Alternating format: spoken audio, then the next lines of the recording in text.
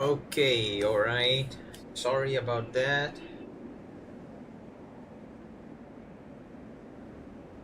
Had some issues still here, but I think now I'm finally ready. It's been some time. This is almost 5 days since I last played.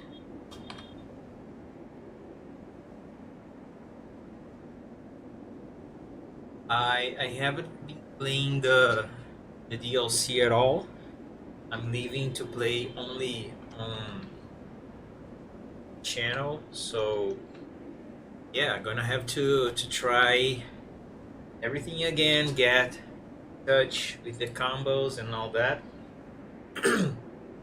Last time, though, what I remember is that I tried Scarlet Rot and it went super well, so I want to try something else.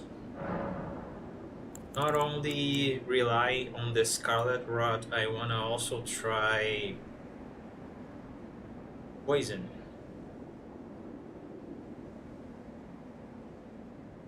I want to try Poison with Scarlet Rot, and maybe this give me the edge that I need. Set up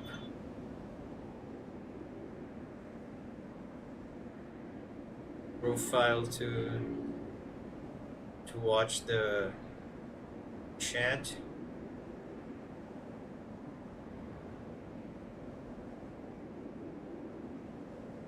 Oh, I think I forgot to change the name. This is part 19, not part 8. Just give me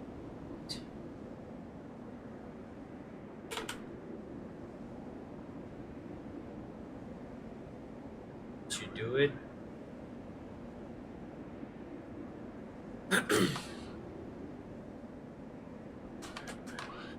Okay.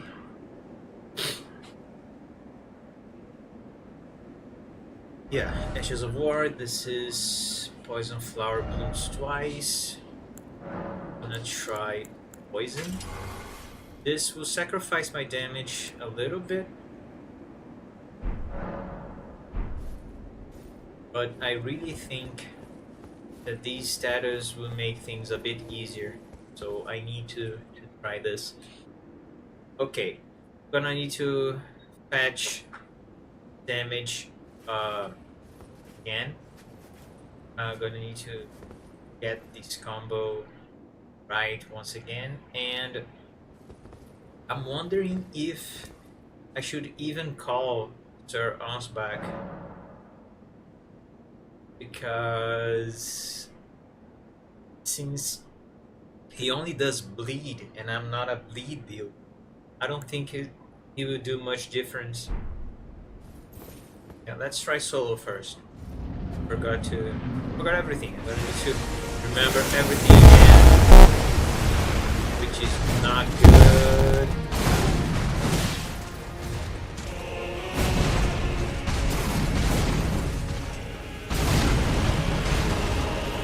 Oh, I forgot I was supposed to hit with the kick. Oh my god.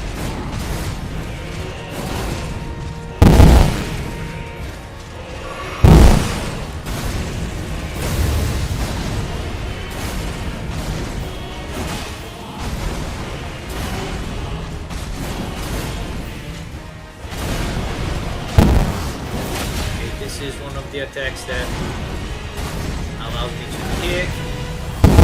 Oh, it would be nice if I could jump over this attack.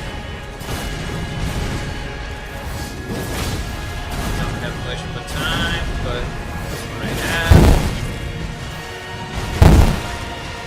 Scarlet Rot, please. I think I only rotted him. Poison.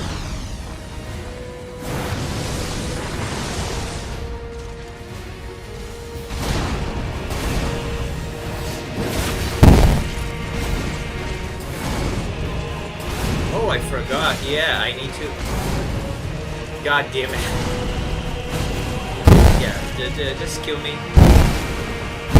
I forgot. Poison flower blooms twice. If I hit it while rotted, I remove the status. This is not what I intended to do. I hope the audio is not too high. So after rotting him, I'm going to just regular attack to get the poison. God damn it.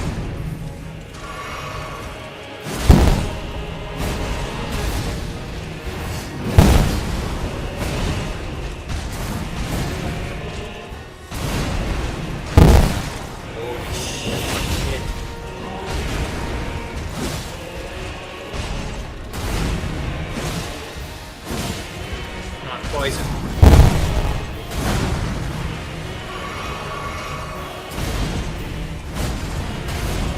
Poison.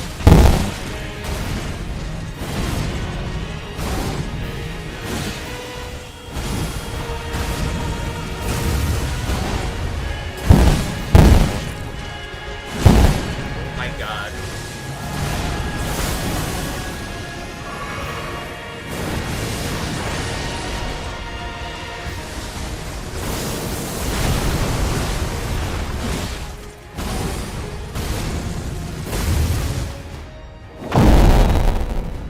I even rocked poison this time.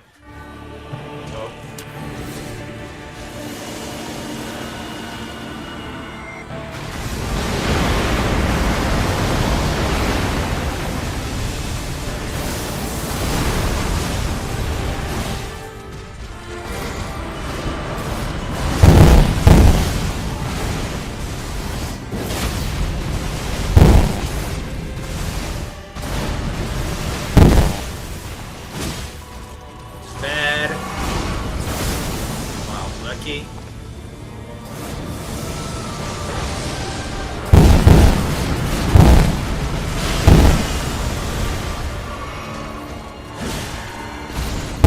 Oh, I'm not using Bleach Staff. I promise you, 1,000-year voyage guided by compassion. God damn it.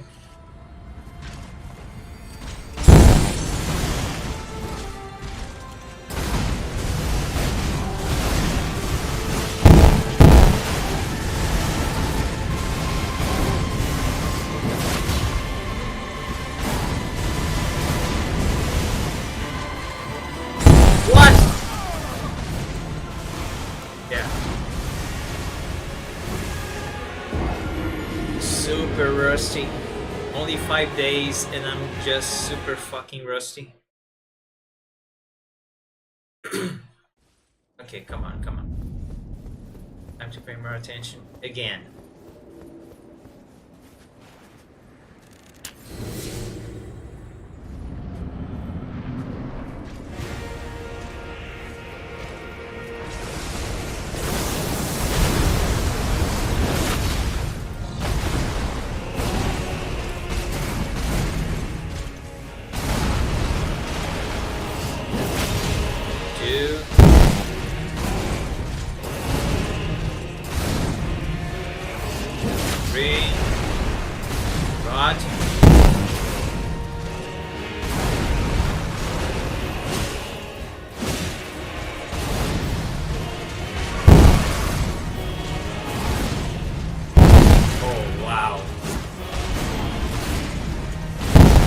What? How?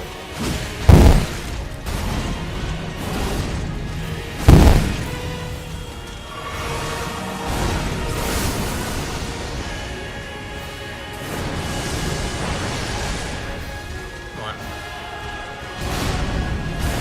Mine is poison. Not rocking. Should have proc by now. I think.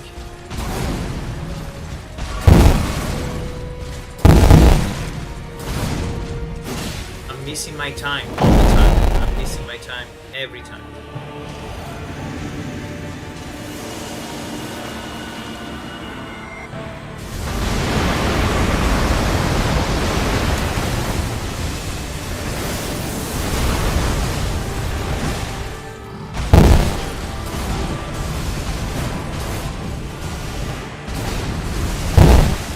I fucking dodged this.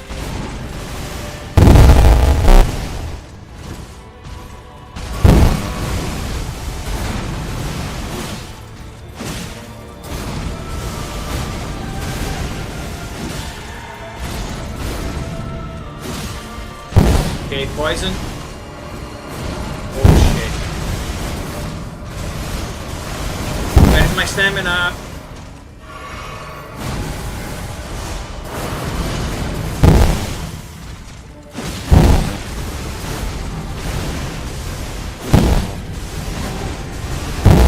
Where's my stamina, dude?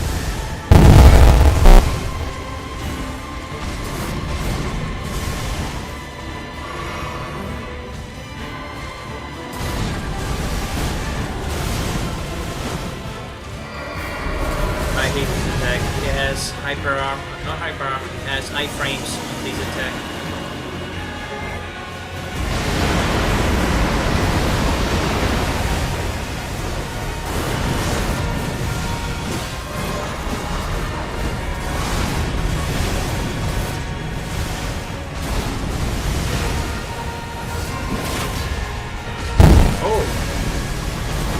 Oh, this works on poison too. Okay, this is not good.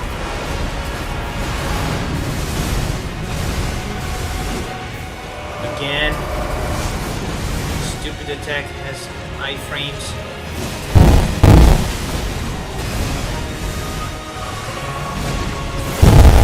God damn it.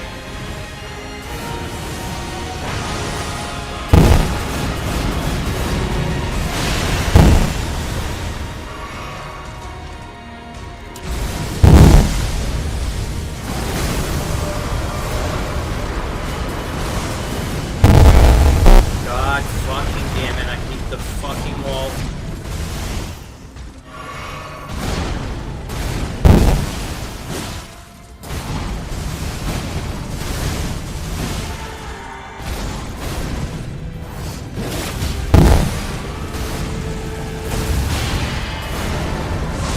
Okay. Fucking meteor.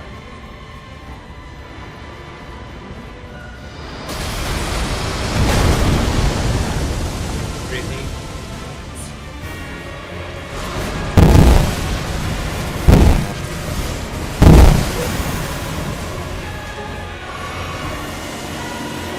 Dude. How?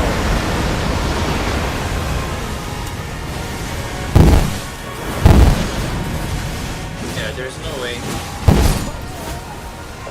No way.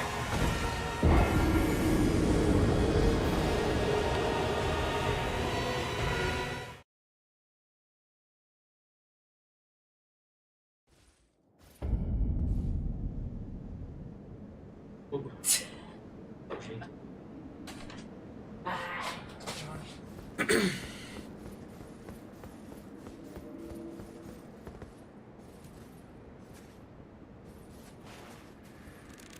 Okay, so if I poison him first, I've got nothing to do.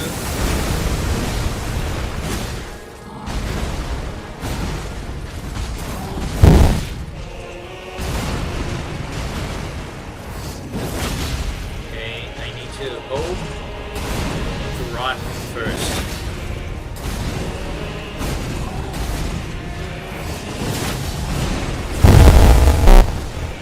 Is he? Yeah.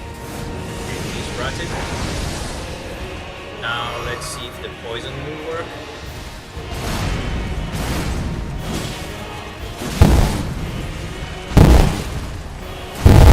God damn it. This attack always hits me.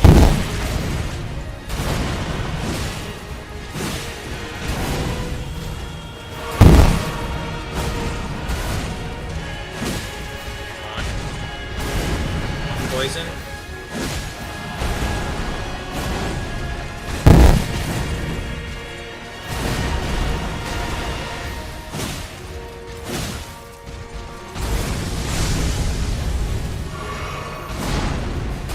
I don't think there's much time. Oh, almost. Almost. I'm gonna do your thing.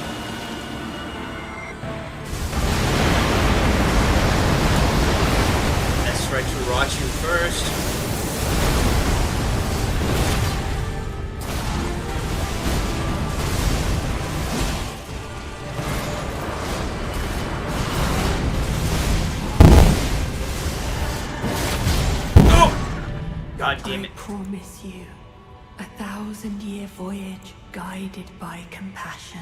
Yeah, I'm not even gonna... Fuck this.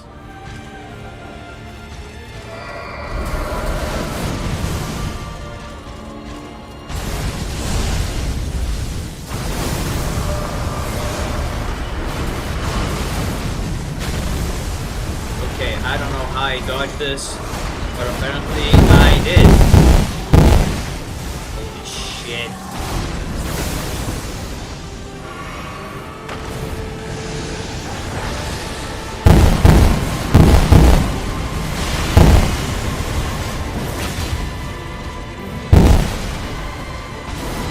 Can I? I can't.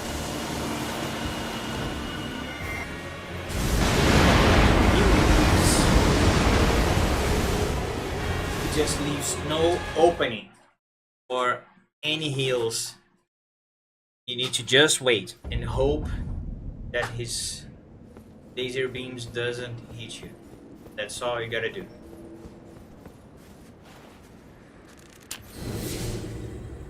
If this strat doesn't work, the other thing that I could do is try to do the same thing but with my fist instead of the dismounter, because the dismounter is too slow.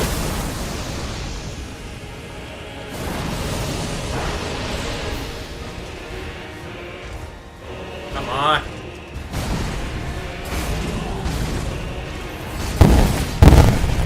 I missed. Seriously, I missed.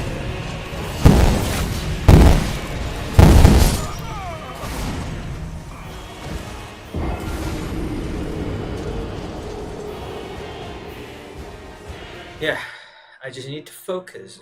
I just need to warm up. I don't remember the timings. Well, come on. Do your thing. Corkscrew bullshit.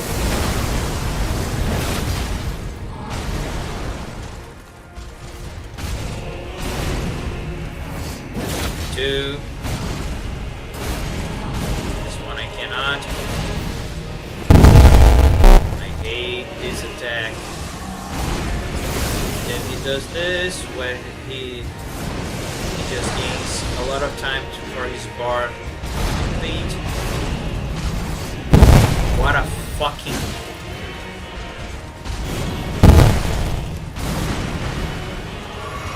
I'm just gonna hit because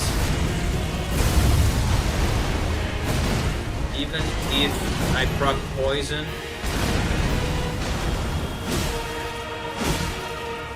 he's gonna get rid of this one way or the other. So on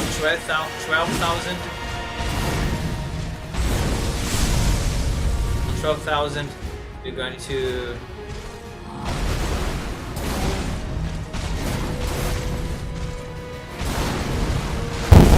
oh come on. Okay, come on now. Yes, this is good. This is a good one. He can heal.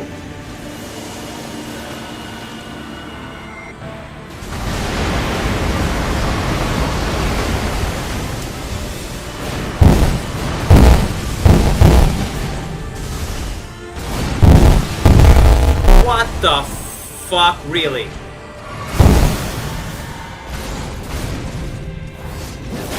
Rod. On.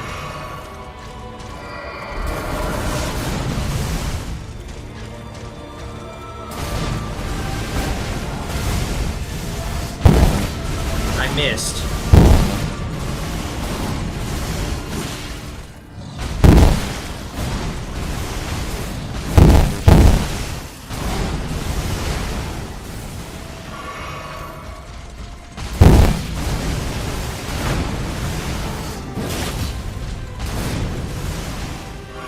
Bad move.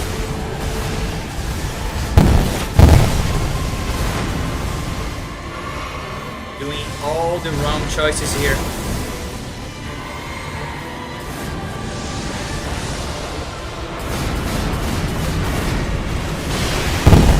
Okay, if I dodge right, this is a better choice, it seems.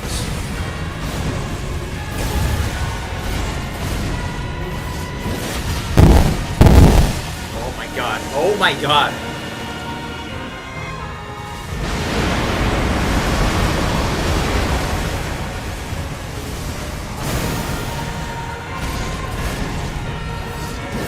These rot.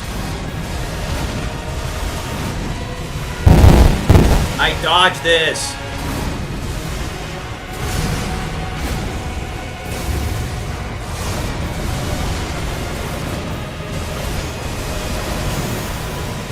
Come on. Rot? No rot.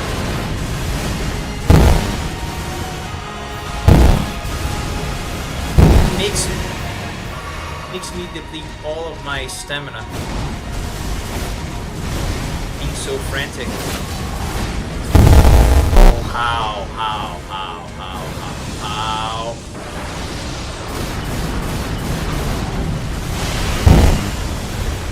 Okay, yeah, so dodging right helps a lot. This is good to know. Please. Miss again. Yes. Not. This is. I need to find the right openings to do this.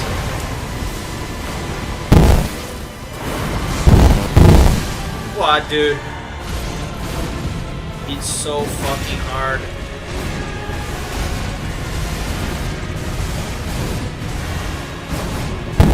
Please. Yeah, dead. And not rotten.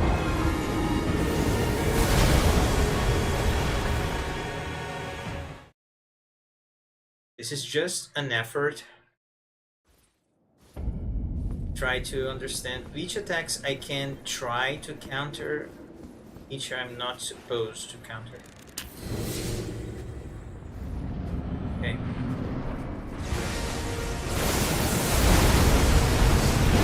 One.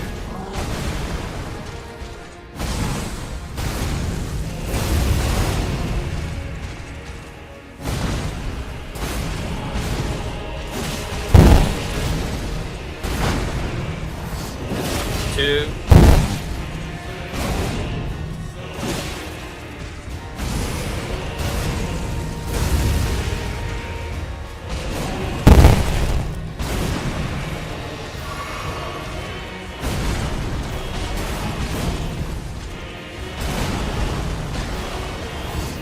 Three. One more. Four. Rot.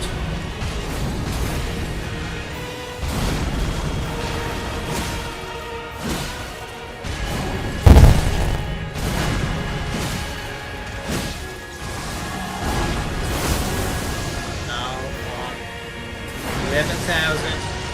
Going to focus.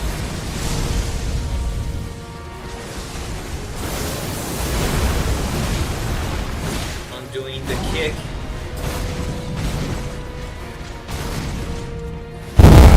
I hate this.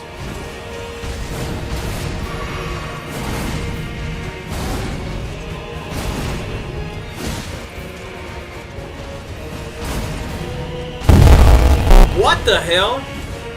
I don't care. Kick. Kick this fucker.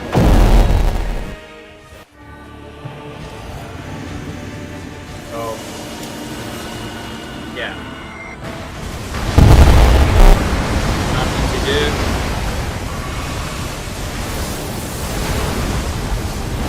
They can counter. This I can counter.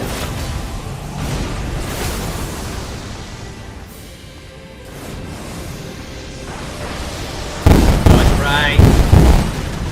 I thought dodging right was okay. I don't understand this time.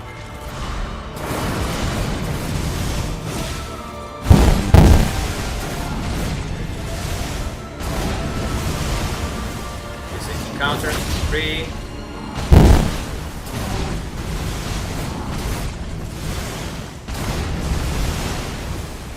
Heal.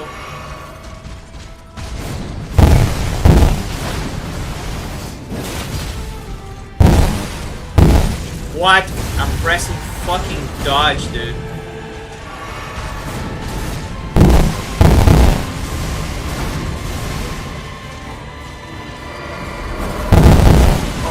god! Super brutal.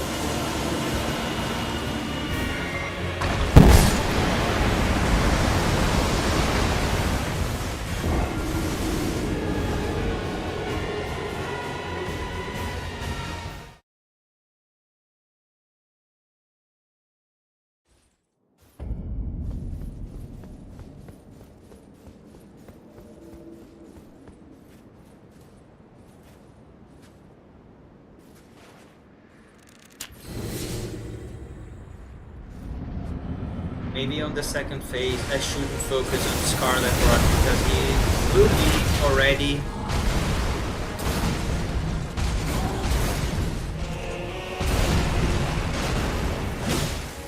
resistant.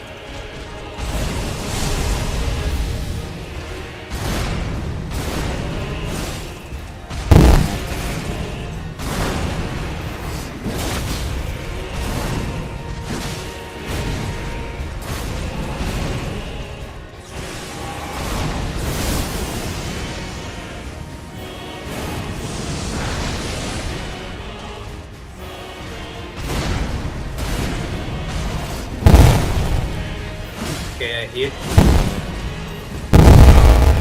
How am I alive?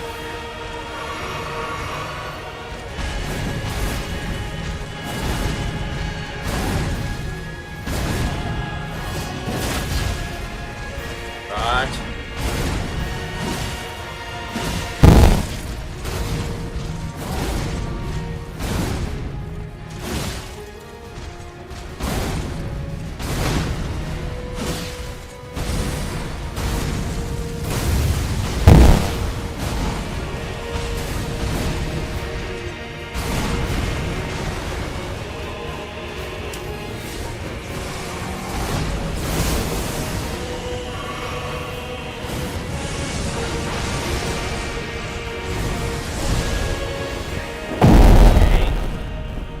Second phase.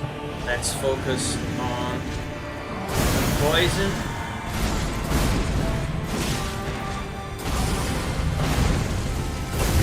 Yeah, I knew it.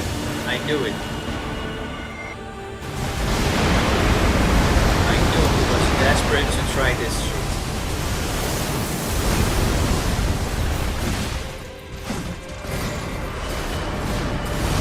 Okay. I think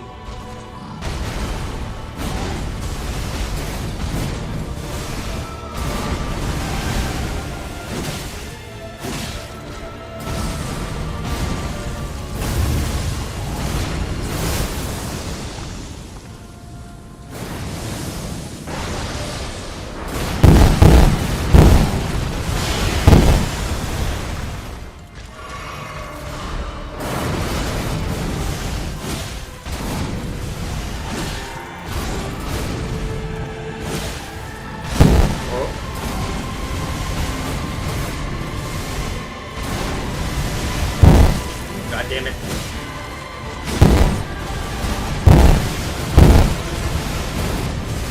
Okay, this is bad.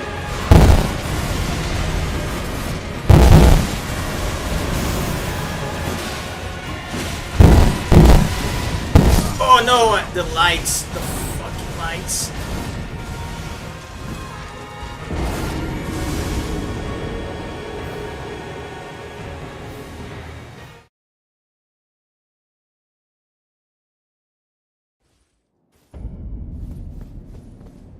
Maybe. Wait, let me check something. It's basically the same animation. Poison Moth Flight? Oh, but I can use Poison Moth Flight with this weapon.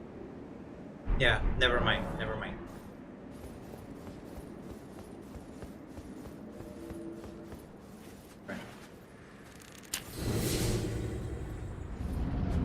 Don't even remember how many tries this is right now. Focus on Scarlet.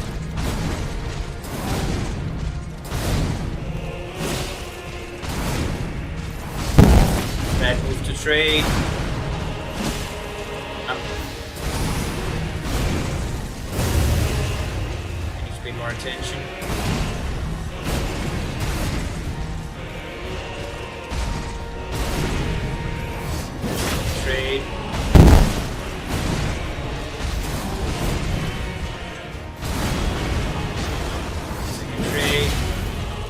trade. I need to. Can I heal? Heal.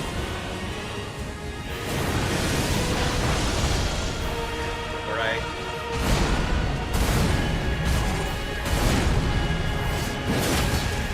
Rot, good.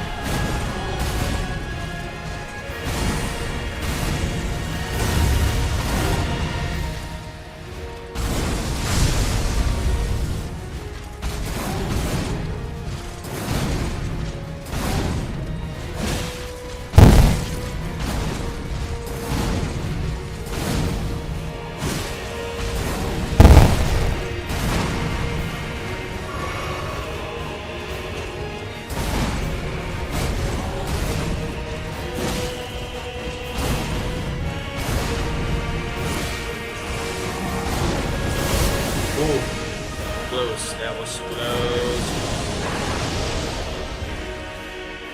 1,000.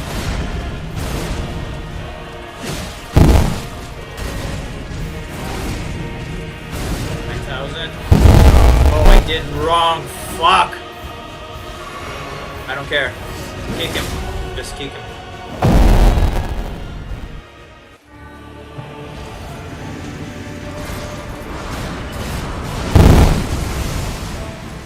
Yes, I knew.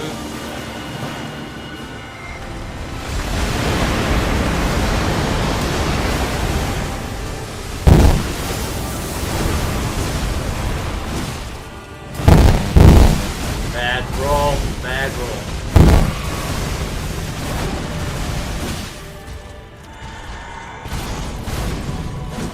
How did I miss?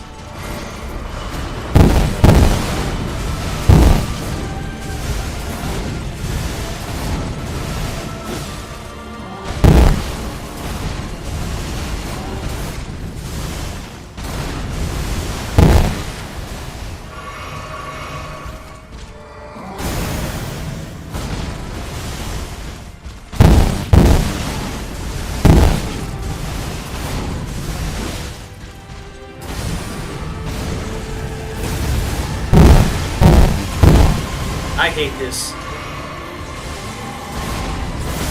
You get comboed to death if you don't do one thing right. See?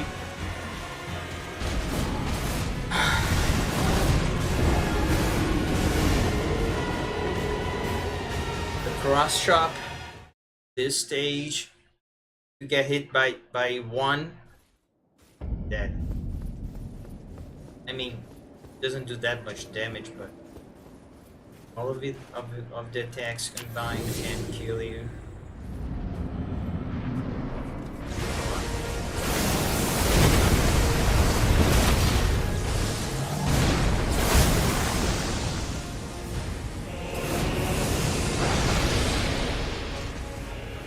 Come on. Oh my god, really? Counter. God.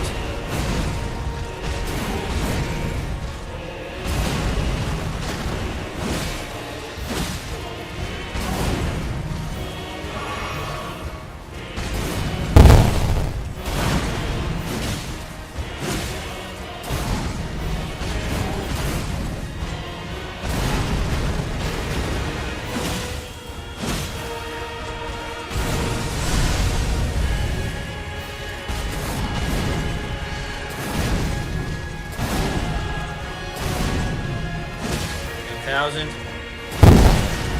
Bad roll. Kick.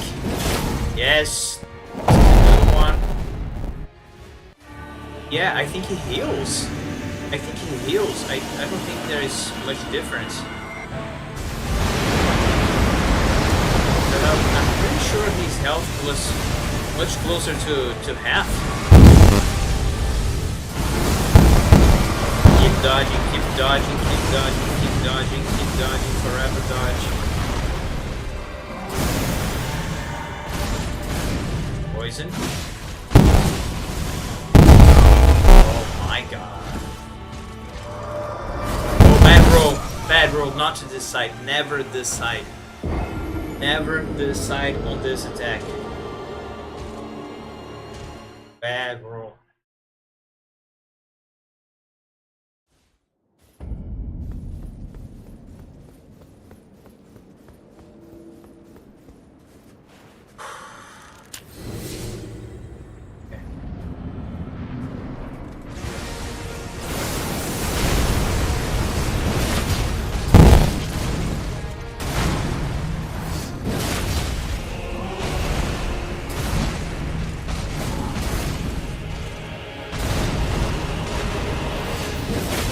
Rotted out of the bat.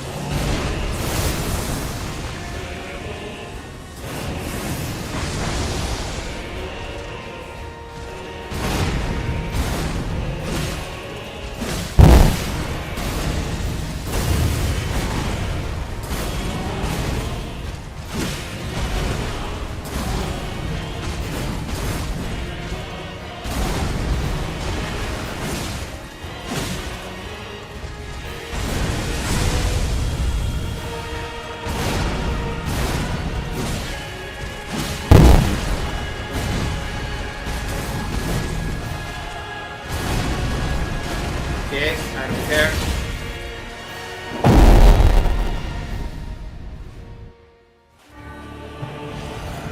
I am almost sure.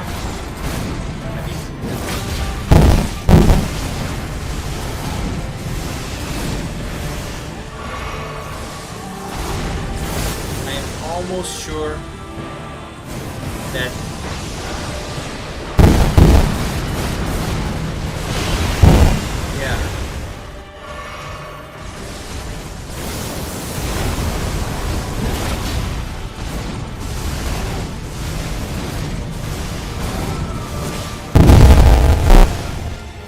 do no?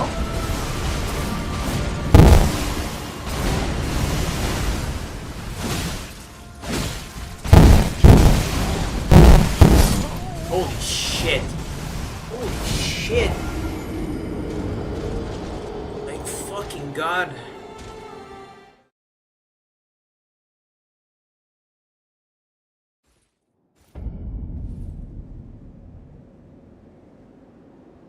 Don't roll back. Yeah, I was rolling back. I was watching the chat just to see what I did wrong. Don't roll back. Rolling back is a bad idea.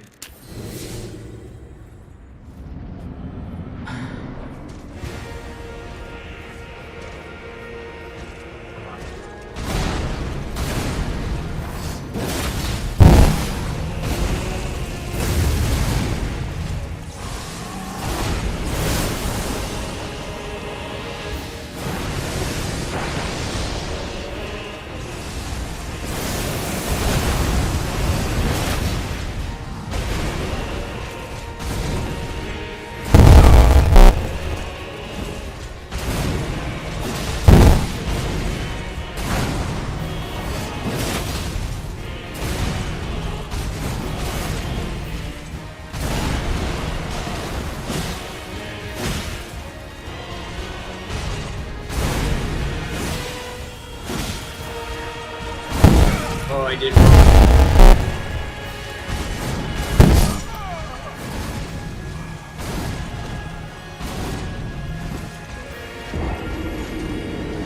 I rolled super wrong.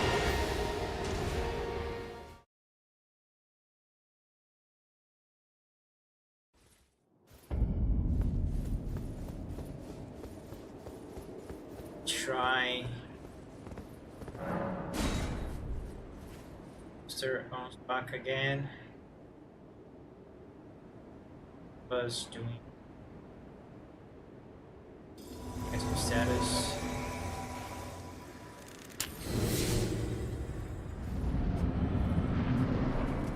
Alright.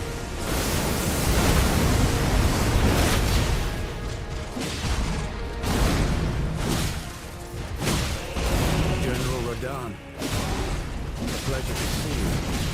After all the time. But those remains do not belong to you. Rulo will have his dignity.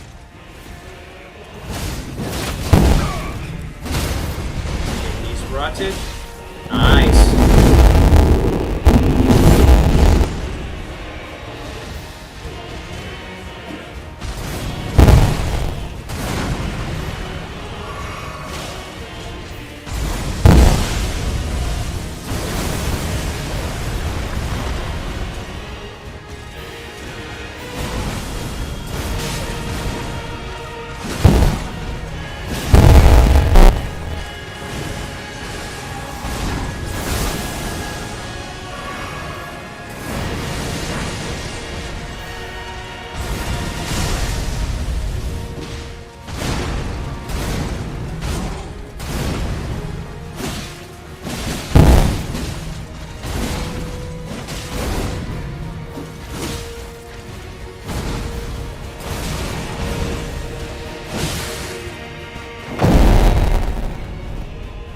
Back, Mr. Ansbach.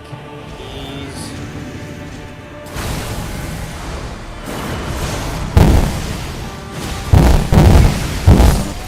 Holy fuck!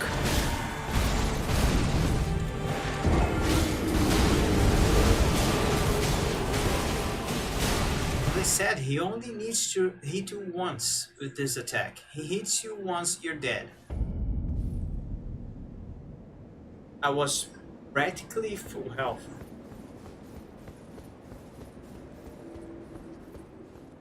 I think he helped a little bit. At least I got more flasks for the second phase.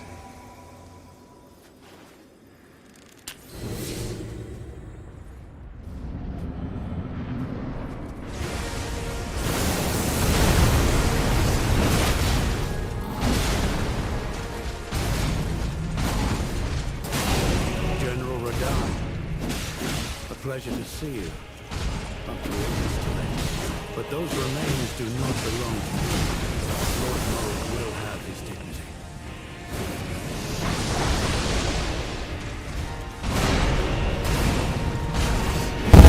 Dude, come on.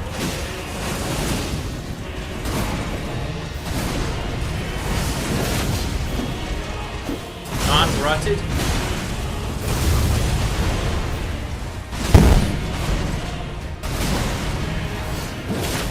Alright. Okay. Can't go back.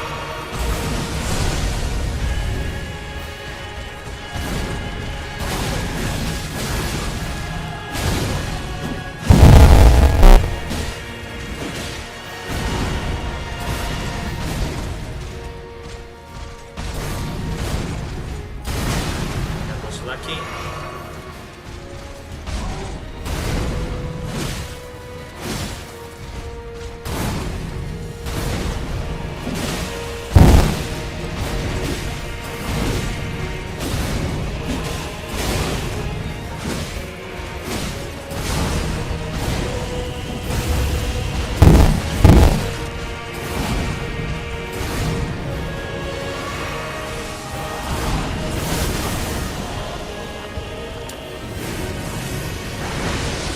Lucky.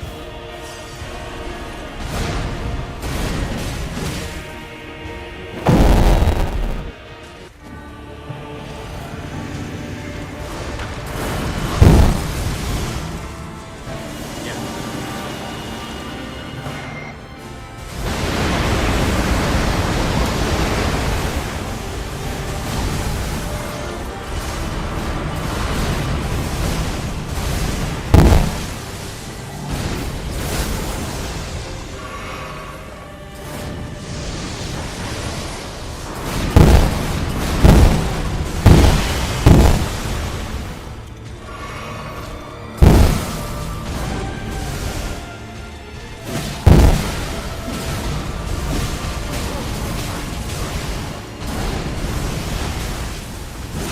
Comes back.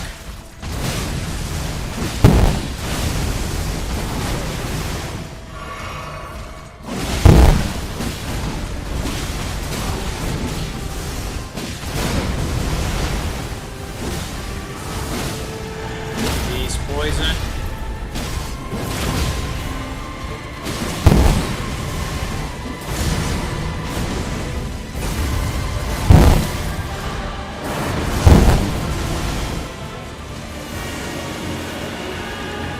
No, I'm back.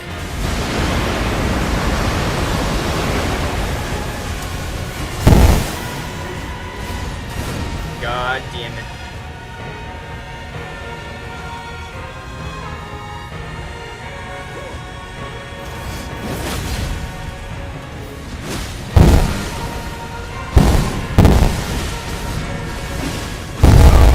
I hate this attack.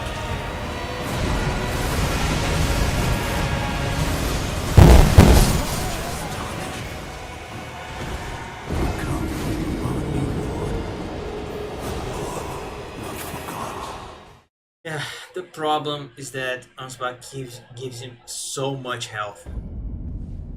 Actually, let me just check one thing in the stream just because I'm pretty sure. I am pretty sure.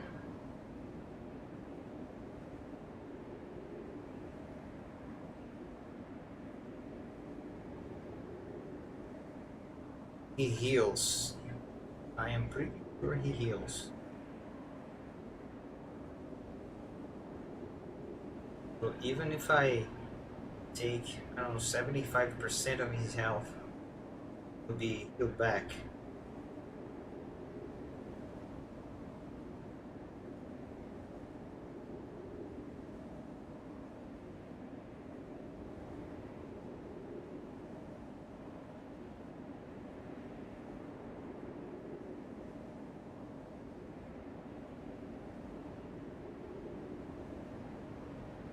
This one is hard to. What's this? Not sure. Still.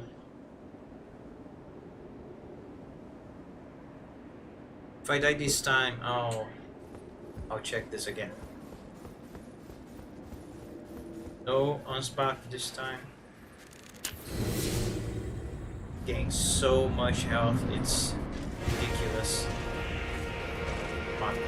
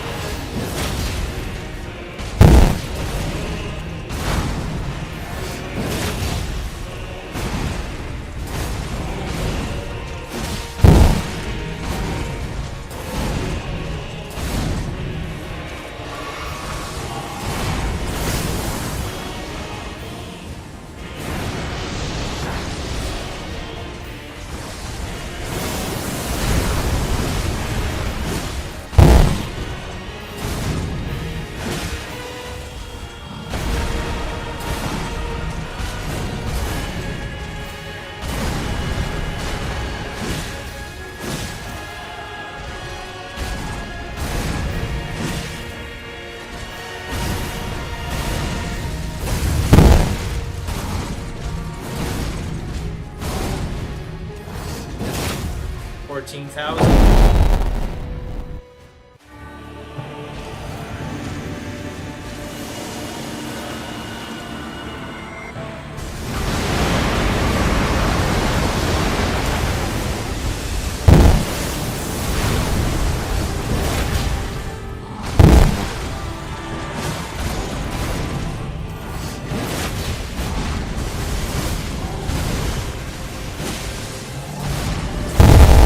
Oh my god, I...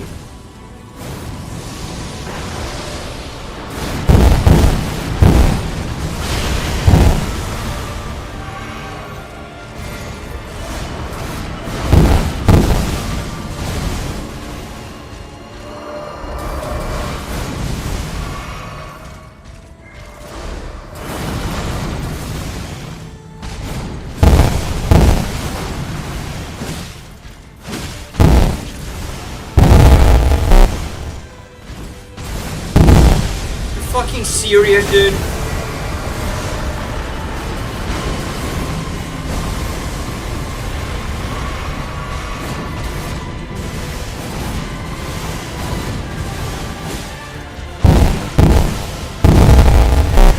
Dude.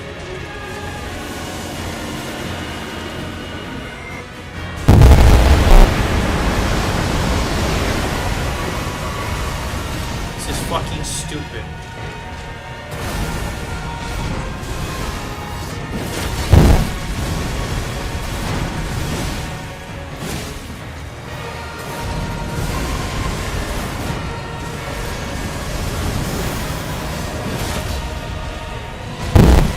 Where's my stamina?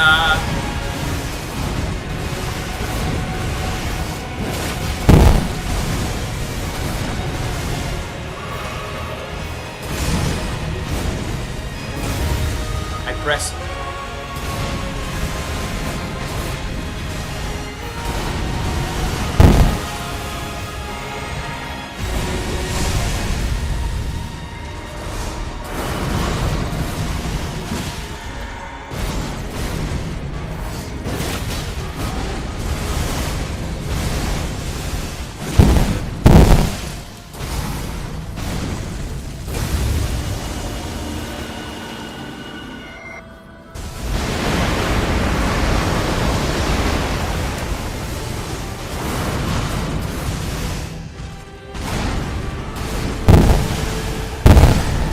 What the fuck?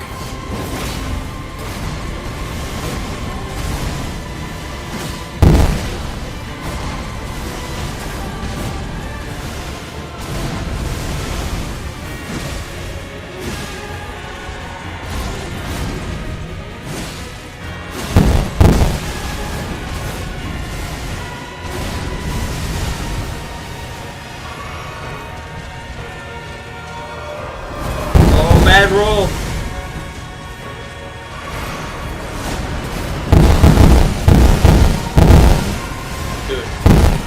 I don't.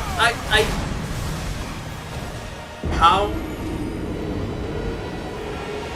I was practically spamming dodge. Okay, no worries. As bullshit as this fight can be.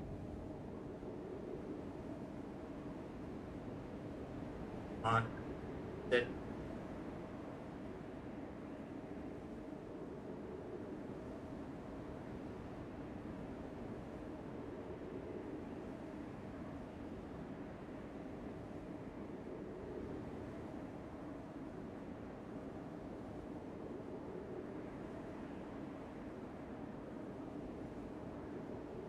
Maybe he doesn't heal. Okay, maybe he doesn't heal. So this strat valid. This strat is still valid. Right.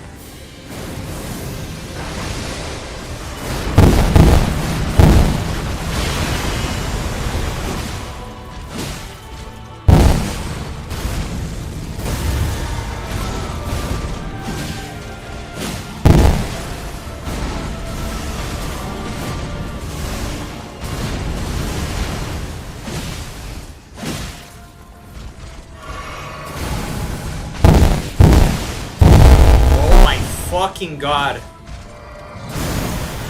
No! I promise you, 1,000-year voyage guided by compassion. Yeah. Fuck this. Not going to heal this.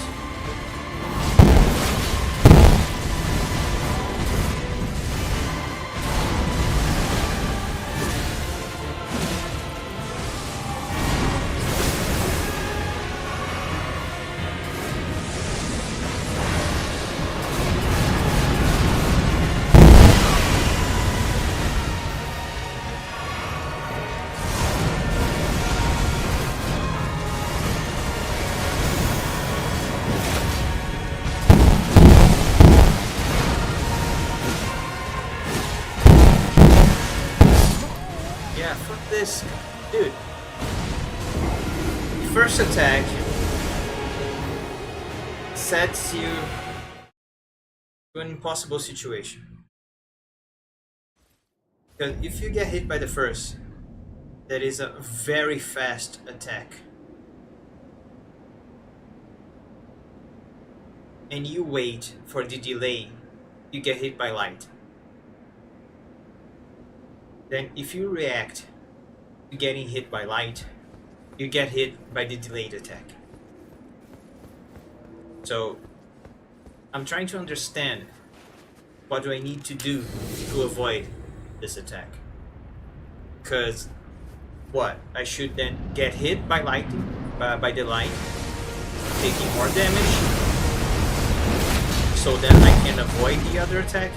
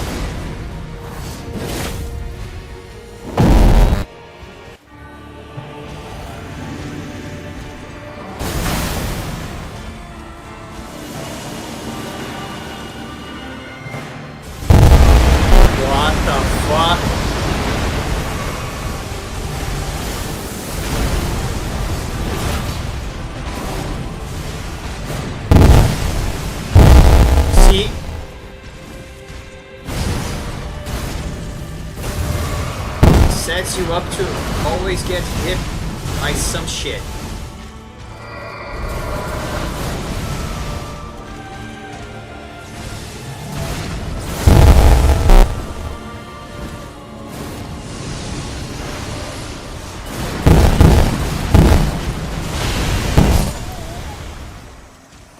With this attack,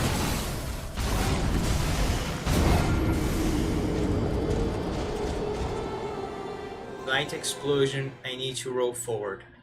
But if I roll forward too soon, I get hit by the sword.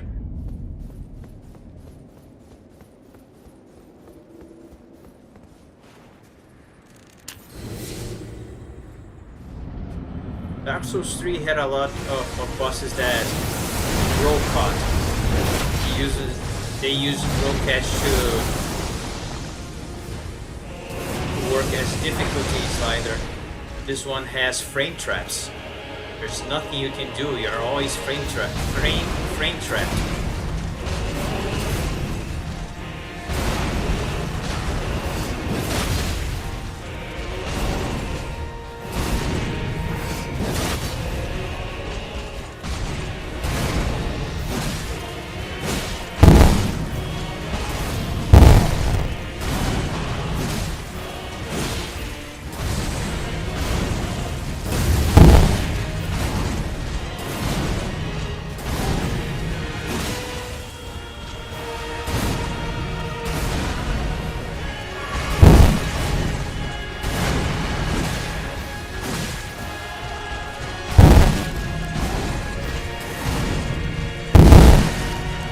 Holy fuck.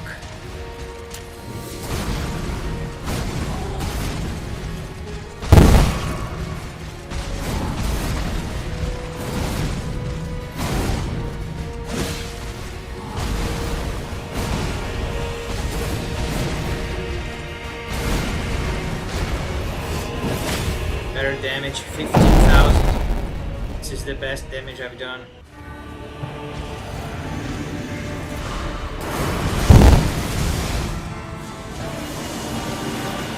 What a fucking bullshit.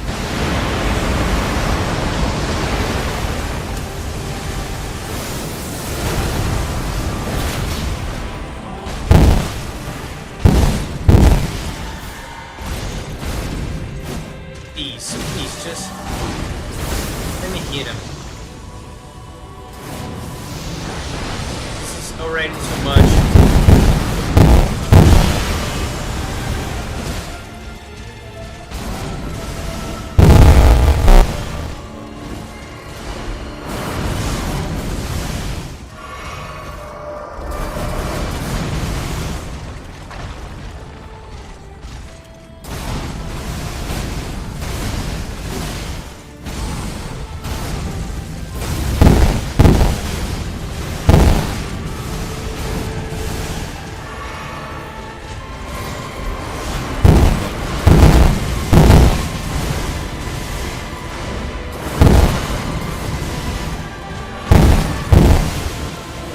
Oh my god.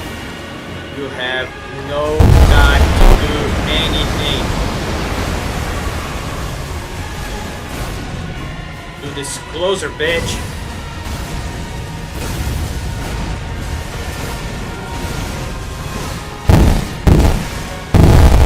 See? They love to frame trap you. He frame traps you all the time.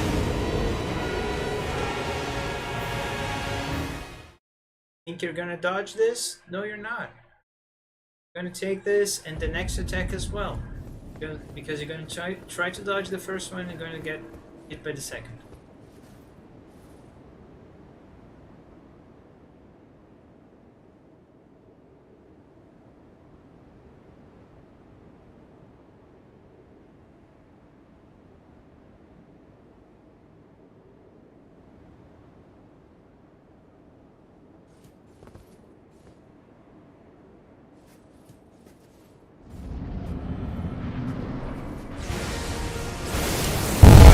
Yeah.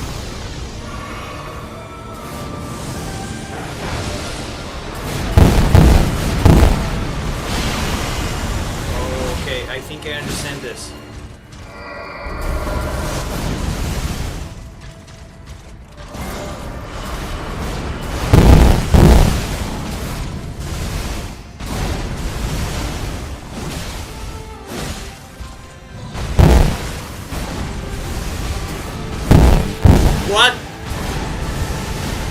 I fucking dodged, but okay.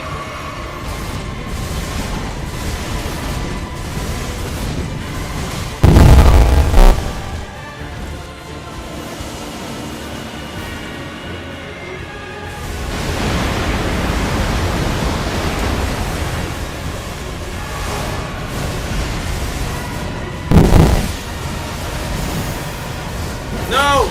I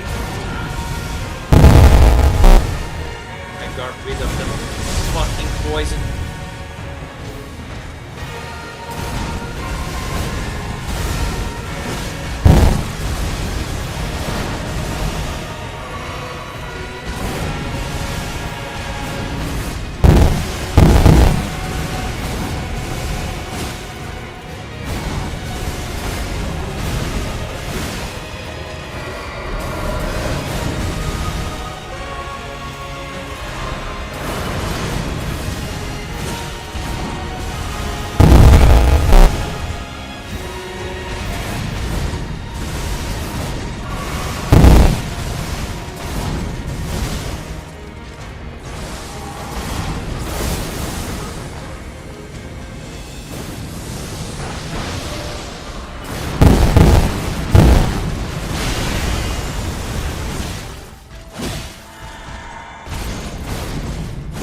God damn it!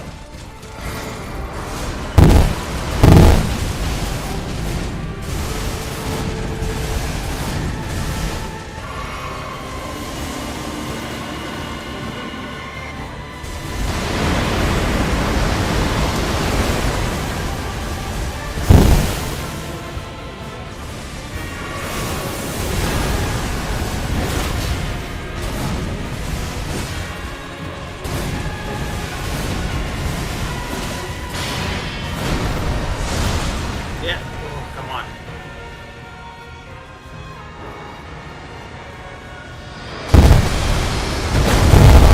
What the fuck happened?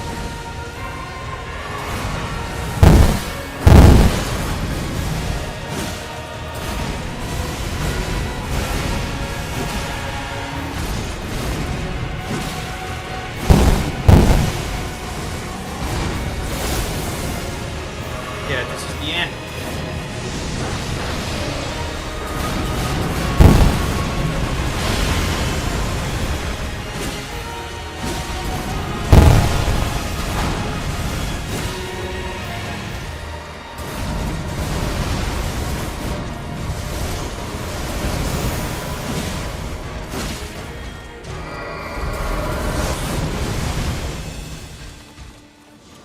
Oh my god.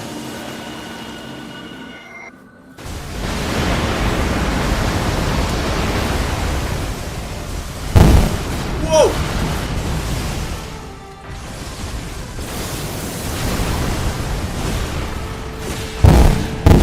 Calm down, calm down. I can do this, I can do this! No!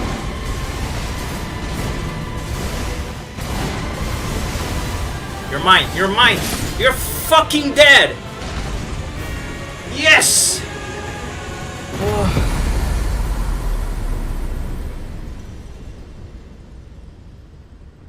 God.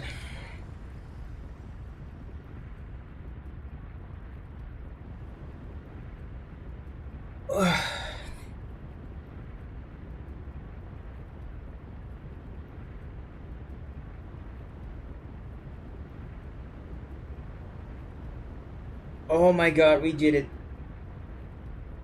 Oh my god, I can't believe this. I cannot believe this.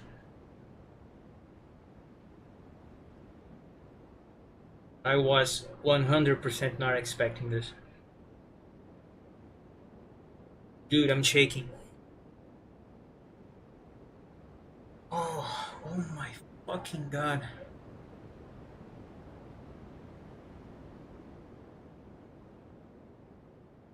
Dude, that was super lucky. If he hit me when I missed my poison bloom, I was probably dead. Dude. Without a doubt, hardest boss I've ever fought any souls gain.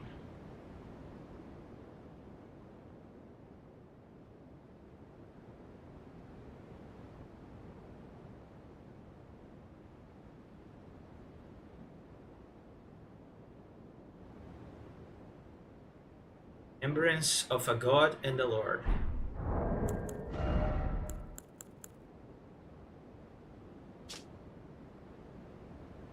Members of Rodan, consort of Mikela Hun in the Skadi tree, the power of its namesake, blah blah blah.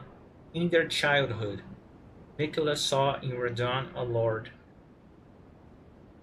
His strength and his kindness that stood in stark contrast with their afflicted selves.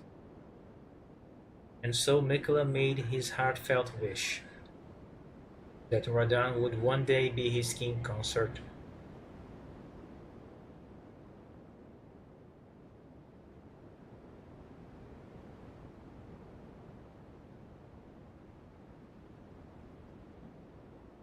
I think the wording in the last paragraph when they say Mikela made his heartfelt wish, the wording of heartfelt is similar to how they imply that Mikela gains your heart is stolen, right? When he's using his power to make people love him. I think Rodon is being used in this same manner. You know, he stole Rodon's heart with his wish. So I don't think Rodon really has a say in this kind of situation. Okay, and we can finally look around this place calmly. We have something there. Is that my room? Yeah, they are my rooms. 500,000, which is the same as Millennia, if I'm not mistaken. Which means, well, not which means, but I thought this is going to be way more. Way more. Because Millennia has nothing on this. Millennia is hard, but once you understand her gimmick, her moveset, yeah, you can do it. This one you can also understand his moveset, but the frame traps are nasty. Are just nasty. Okay, first of all, let's get back to the healing bolt here. Wow, I had to change quite important things in my build to make this work. So I think people will be struggling if they do not have a very optimized build against. Let us go together.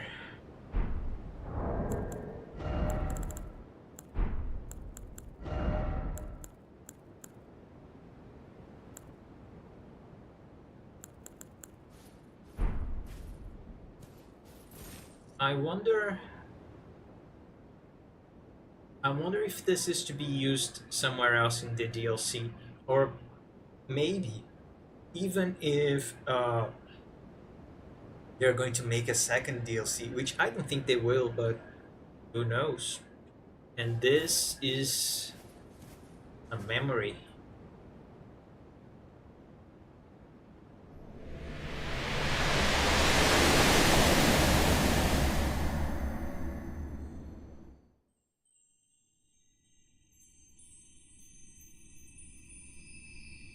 Lord brother.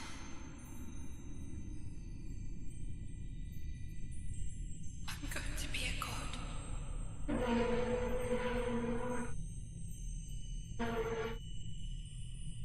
If we honor our part of the vow,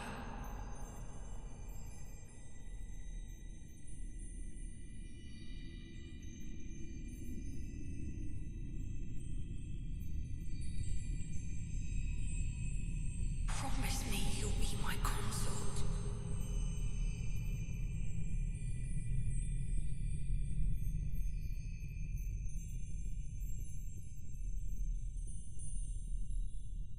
I'll make the world a gentler place.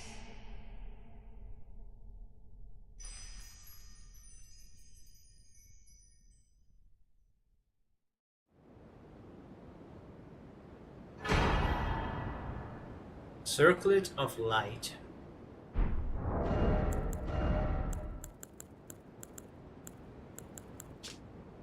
The circlet of light which adorned Mikola's head as he returned divine aspect. It has begun to fade into nothingness. Slightly boosts intelligence, faith, and arcane, while also boosting the power of Mikola's light. This circle, I think this is a typo, was to be the very foundation upon which Mikola's Age of Compassion would be built, should it have ever come to pass.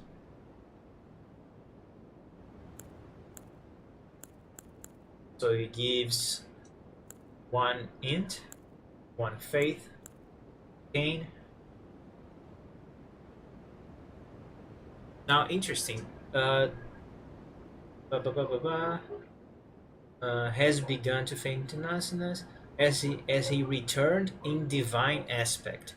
So Mikola did not have this before. He just gained this as he crossed the tall gate back there.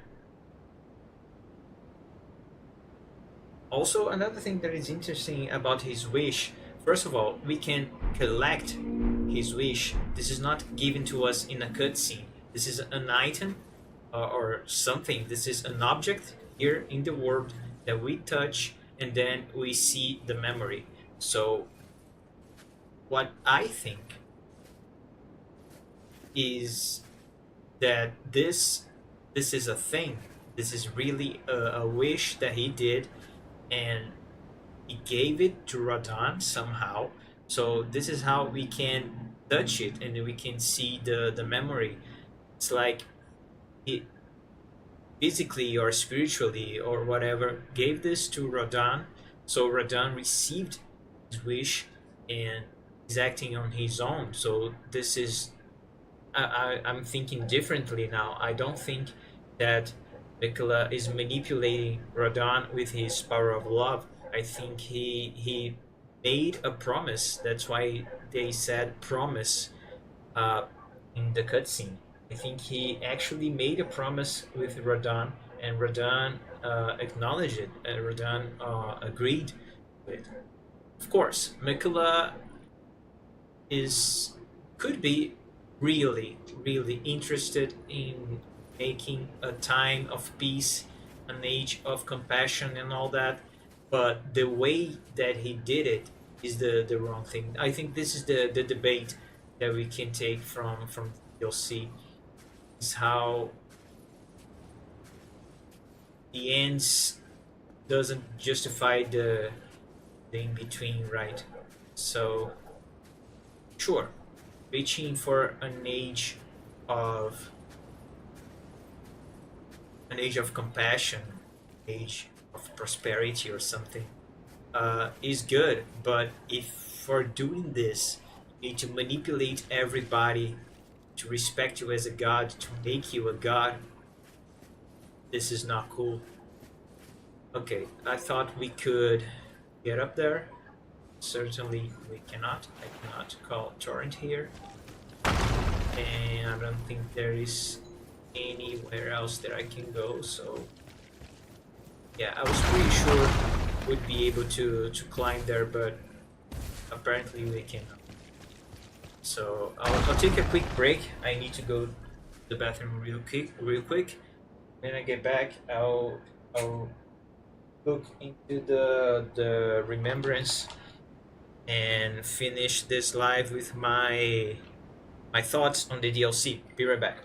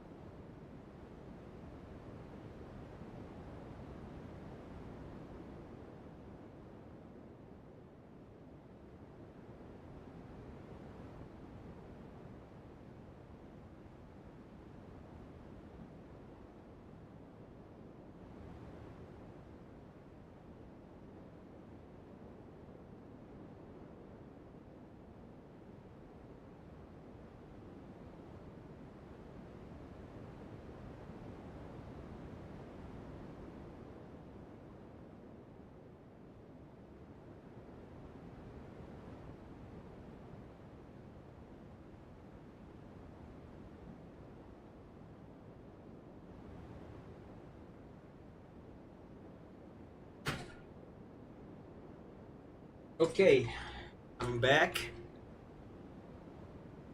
First of all, let's go to the round table. Oops, sorry. This one.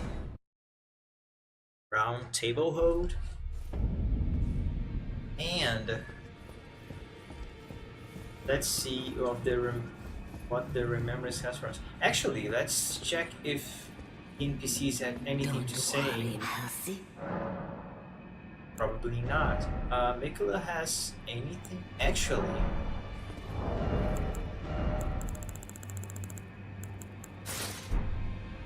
oh, it shines. It's shiny. Yeah, I think this is a good trophy to show Master Gideon that we fulfilled our mission, and now probably Magnus is done. It's free, probably. Don't worry, Hasid. All right. And Gaius is. Oh, we have a new Radon. Young Lion. Wow. Cool. That's cool. That's very cool. The braids and all.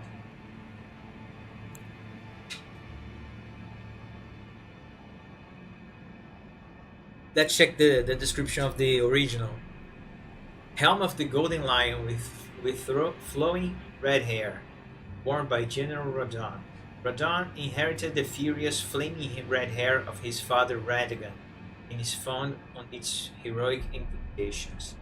I was born a champion's cub. Now I am the lord of the battlefield's life. Cool. The golden helm worn by Radon in his younger years, proudly displaying his heroic red hair, is fitting attire for a lion. Melania, blade of Mikola, let the wrought flower blossom. In Aeonia, Radon heard a murmur in his ear. Mikola awaits thee, O promised consort. Armor depicting the golden lion. The golden lion is said to symbolize Godfrey, the first Elden Lord. His beast regent Sarosh. From his youngest years, Radon was naturally captivated by the Lord of the Battlefield. Same description.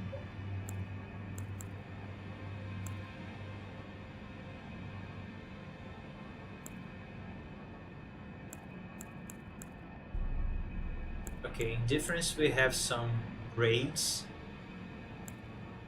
Just wild hair. Dark braid. The shade of gold is also different. Yeah. This. Okay, this is interesting. The armor set is very different. The armor set is very different, except for the arms. The arms are pretty similar, but the new one has horns. I think this is symbolizing Moog, because Moog is a part of this resurrection as well.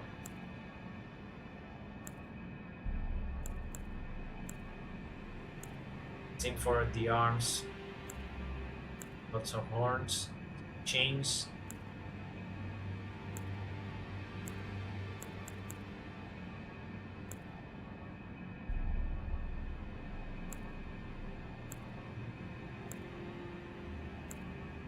Yeah, I like this.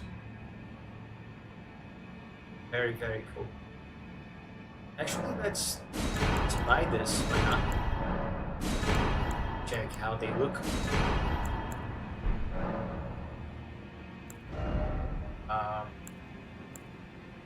Have Great Sword of Radon Lord, Great Sword of Radon Light, and Light of Mikola. This is an incantation. 72 faith. No way I'm going to use this. Not even if I wanted to. Annihilates foes with a pillar of light. Oh, it's like the what is it called? I heard some people talking about it. Like oh my god, like an area strike. I forgot the wording of this.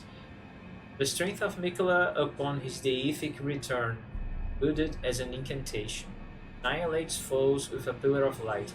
Mikola sought to accept all that was and would be, but found one that refused to be embraced. No wonder, as one god and one king consort is all the world needs. Mikola sought to accept all that was and would be, but found one that refused to be embraced. But are they talking about the tarnish? Are they talking about us? Our character?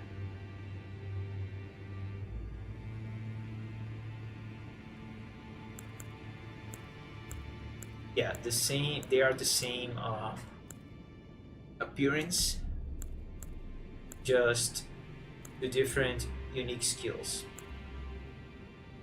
So now we have 3 swords of Radahn. Great sword. They are both paired.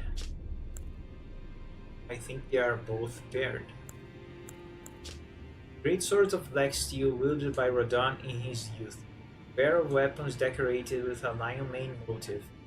These were in his possession immediately before his triumph over the stars. The sword of a lord who does not rely on physical strength and gravity alone. Promised consort. Wield the 2 great swords with the light of Mikola, then deliver a slashing attack accompanied by columns of light. Additional inputs allow for up to 2 follow-up attacks. Or light speed slash. Assume a luminous form and leap forward to deliver a downward slash at the speed of light. This attack will be followed up by an additional light attack.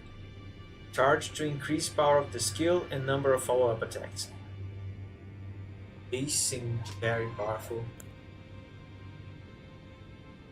Although it is light element, it is holy damage, it seems. This weapon scales with int, has magic damage. Curious.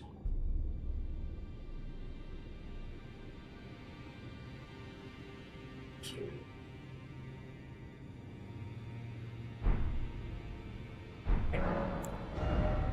Let me grab. See.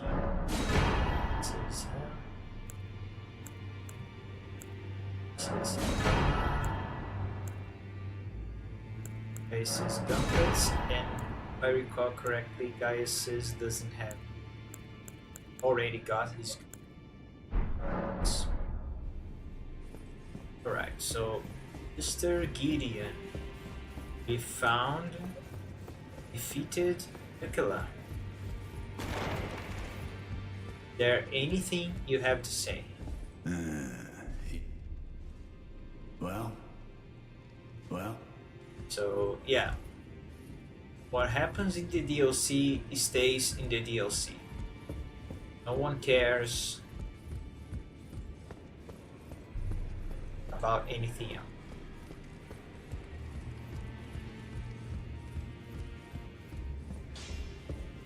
I thought we were going to have more of Godwin. It's DLC. In fact, we have had pretty few details about Godwin, so I'm a bit disappointed in that. I would love to see more Godwin, but yeah.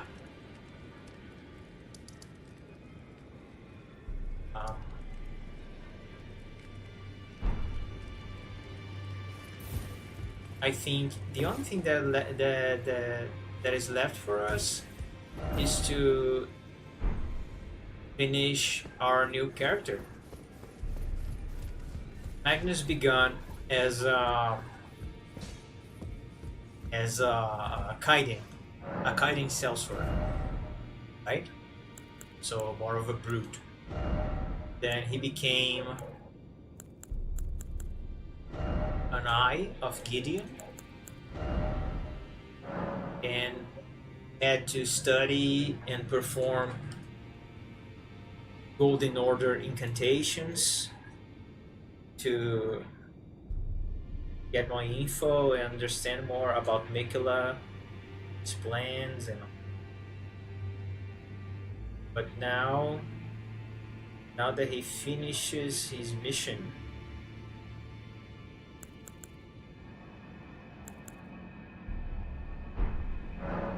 and this one. Now that he finishes his mission,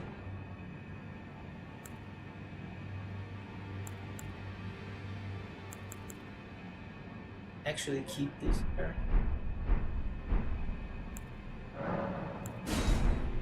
Change the other armors.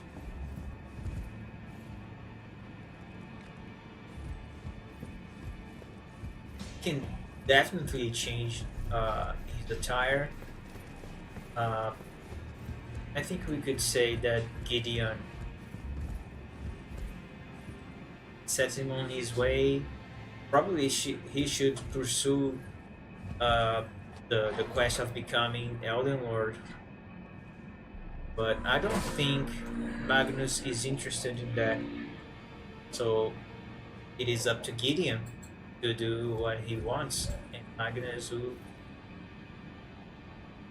I don't know, probably return or search for something else. After all, he's still a sellsword art, so yeah, he would probably continue to perform. But now he has divine powers, right?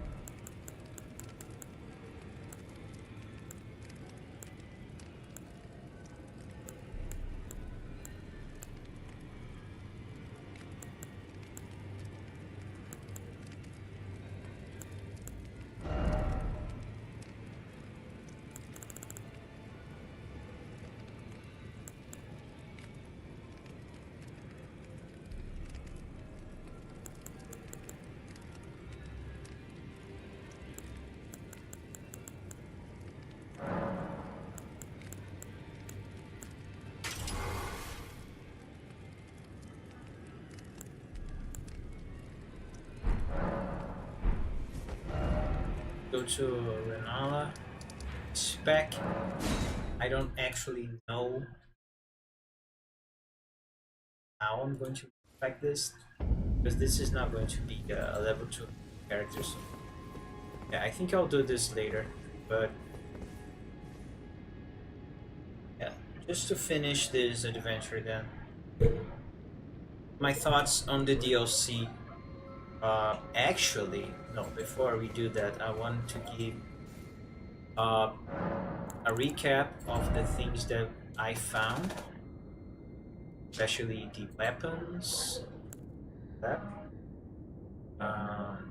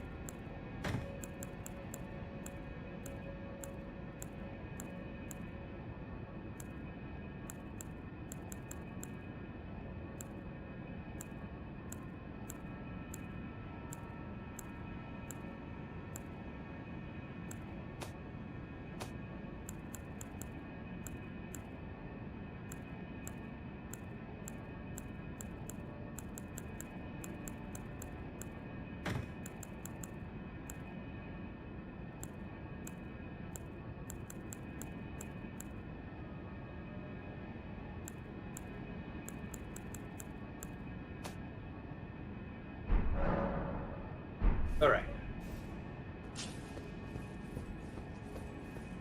What have we found this DLC? Mangosh, a dagger, 110 critical and good parry. I like this weapon. It is similar to realistic, so I like this one. Smith script dagger, throwing daggers, cool. Stone sheath. Oh yeah, we need to do this. Velvet Sword of Saint Trina. This is a better version of the Sword of Saint Trina, of course. This one we can transform. I need to do this first. Actually, let's finish this and then I do it. Milady, light greatsword, awesome. I love the idea of the light greatsword weapon class. I just dislike the name. I don't like the name light greatsword. I think it would be cooler if they found a better way to describe this weapon class, but this is just pet peeves. I know the weapon class is awesome. Lata's sword, another light greatsword, has holy damage. Fine. Rilana's twin blades. I think these are so cool. One of my favorite weapons saw in the DLC. The fact that you pair with a straight sword, so now you have the light greatsword moveset as well as the regular straight sword on your left hand. This is awesome. I love this idea. Lizard greatsword, very quirky weapon, strike damage, and you can project. Actually, you can use a projectile with the R2s, and you can infuse and use Ashes of War. Awesome! This is awesome. Greatsword of Solitude, very cool. Still a little bit reminiscent of the Moonlight greatsword. So it is very similar and has a projectile as well. It is related to the moon. So it is a try hard, a very weapon trying to be a legendary weapon. But I like this idea and I like the weapon. Ancient Meteoric or Greatsword. Haven't used this, of course, but I've seen some videos of this weapon action and it looks amazing. It looks very cool. Carrion Sorcery Sword. Bursting Sword can do magic, has 110 critical. Yeah, nothing else to say. This is amazing. They finally brought magics be cast with a weapon. This is what people have been asking for a long time. Dancing Blade of Rana. This is cool too. I like the Ash of War. Very beautiful, very fluid. Freya's Greatsword. I like this weapon. It looks cool, and you can use Ashes of War. So I like this. Horned Warrior Greatsword. A storm weapon, but sadly this weapon art cannot be used on other weapons. I am so sad about this because I have a storm character and I would love to use this weapon art on the character, and fortunately I will not be able. Backhand Blade. This is a new weapon class. I like the idea. I think the weapon class is a little bit too strong, especially because Blind Spot is very strong. Seems to be very strong, especially in people. Smith script. This name is horrible to pronounce. I'll always mess this up. Smith script Circe. This is a chakra, or seems like a chakra. This is a throwing weapon of the backhand blade class. I like this a lot. I really do. I like this better than this one, uh, but has the same issues. I think this is a bit too strong uh, for the weapon class.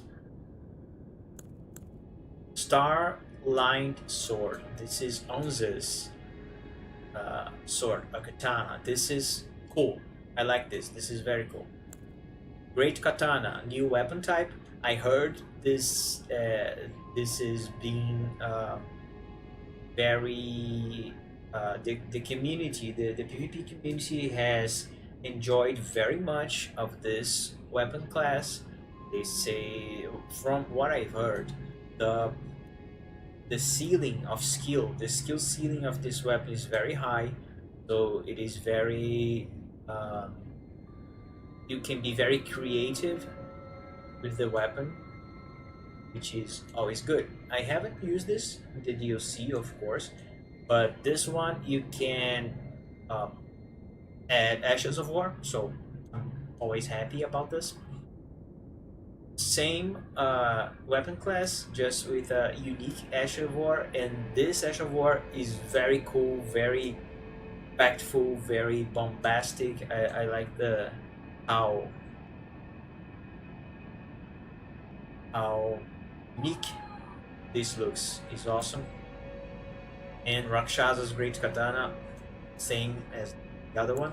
All of them inflict bleed, which is also good. Yep. We have two new twin blades, the Black Steel Twin Blade, the Euporia. The Black Steel Twin Blade is cool. I like the weapon. You can use you can do holy damage. I don't remember if this is a unique weapon or if this is something you drop.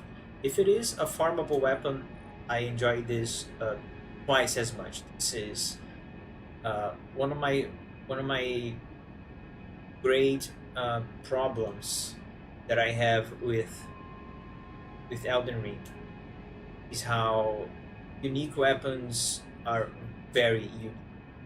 And there are a lot of unique.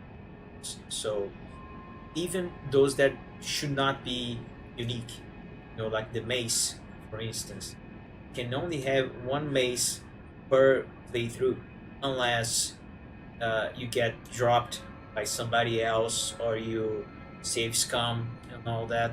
But normally you would only get one mace per playthrough, and I think that sucks a lot. They used to do weapons sold by merchants. You could buy multiple copies, but now in Elden Ring you cannot, and I think this is such a sad decision for the game.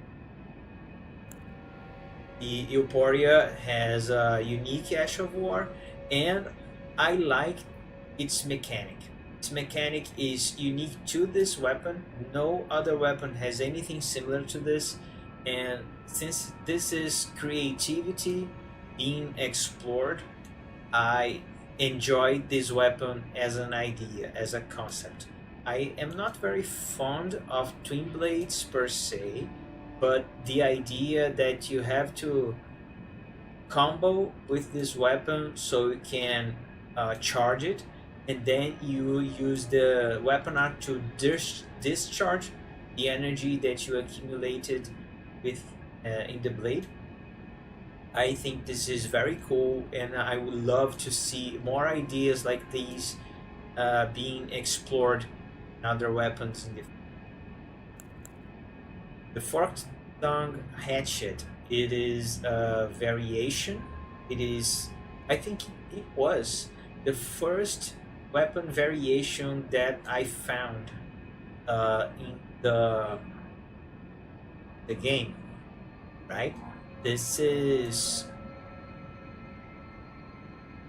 um, the hatchet from the imps, but it has a unique Ash of War, Dragon Form Flame, which sets the area ablaze and you can do fire damage. Not very useful per se, but I like the idea. Mesmer Soldier's axe, dual bladed axe, and it is farmable, so you know the drill. I already like this. As a unique R2, which can get some people off guard. Smith Script Axe, which is a throwing axe, so already has won me over. If you have a throwing axes, which is something that the game could just do some consumables, just some tomahawks as a consumables, but they decided to do as a Smith Script axe. So yeah, this is awesome. I like this. Death Knight's twin axe. This I've seen some videos, and this looks super OP, or at least, at the very least, very good, very good. Yeah. Bunny butchering knife. So it is. This is just like this one. It is a variation, a weapon variation. Bunny butchering knife. It is the butcher knife, but with a hone blade. Is a unique Ash of War. We have Death Knight's long half axe. So it is a great axe and very similar to this one, but this is not as overpowered as this one. We got the Flowerstone Gavel, Flower Dragon Bow. Is this the one we got from the Dragon Lady? Yeah, Dragon Communion Priestess. Okay, yeah. I haven't seen much of this, and since this is arcane, I could not test, but I heard this is a good weapon. Flail. I think we only got one flail in this DLC. Serpent Flail has fire damage, and I think it does.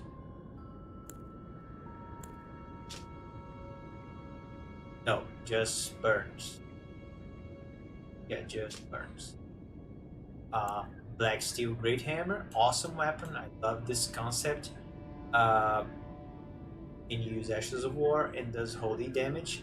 Has very similar properties with the Euporia, as this has very unique mechanics. When you do a guard counter, as a burst of holy damage. Awesome.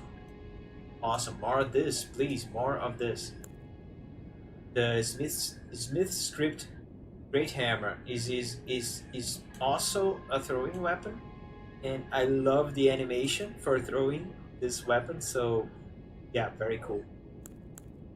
Blood Fiend's Arm.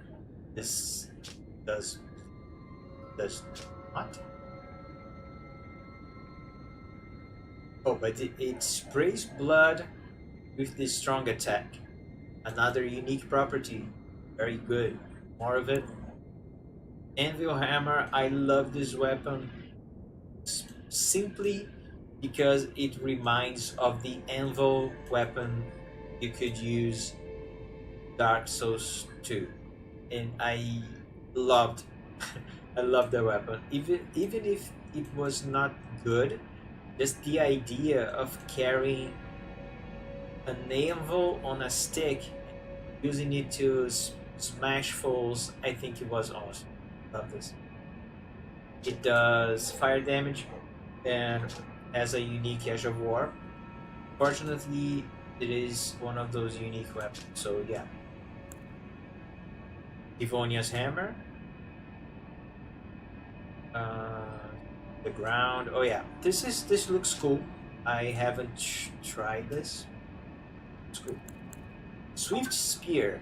So a spear, lightweight. It is longer than the short spear, but has I believe the similar moveset. Yeah, swift consecutive attacks. I don't think this is the same moveset, but it is also a quick spear. one of those where you press R2 and it does more than one poke. Bloodfiend's Fork. This is also a spear. It's big bleed. Yeah, not very fond of this one. It's okay. This one is a throwing spear, so already something that I like. We have Mesmer's Soldier Spear, which is finally we have a farmable great spear. So thank you for this. I can finally try great spears on my builds. So I'm very happy about this, and I haven't tried much of great spears, so I can finally try and get good great spears. Barbed staff spear. This is the stories. Oh yeah, this is um, the guy underground that takes us to the dark forest below. Um, yeah, I like the I like the Ash of War. It reminds me of those bullet hells, so it makes Elden Ring a bullet hell in PvP. Very cool. And Bloodfiend's Sacred Spear. This is similar to this one, except this is a great spear, but it has um, the same weapon art, the same Ash of War of Moog's weapon. So at first I was like, is this really necessary? I don't know. I haven't tried this to know if there are any differences between this and Moog's Trident, but if it is similar, then is this really necessary? Another great spear with the same Ash of War?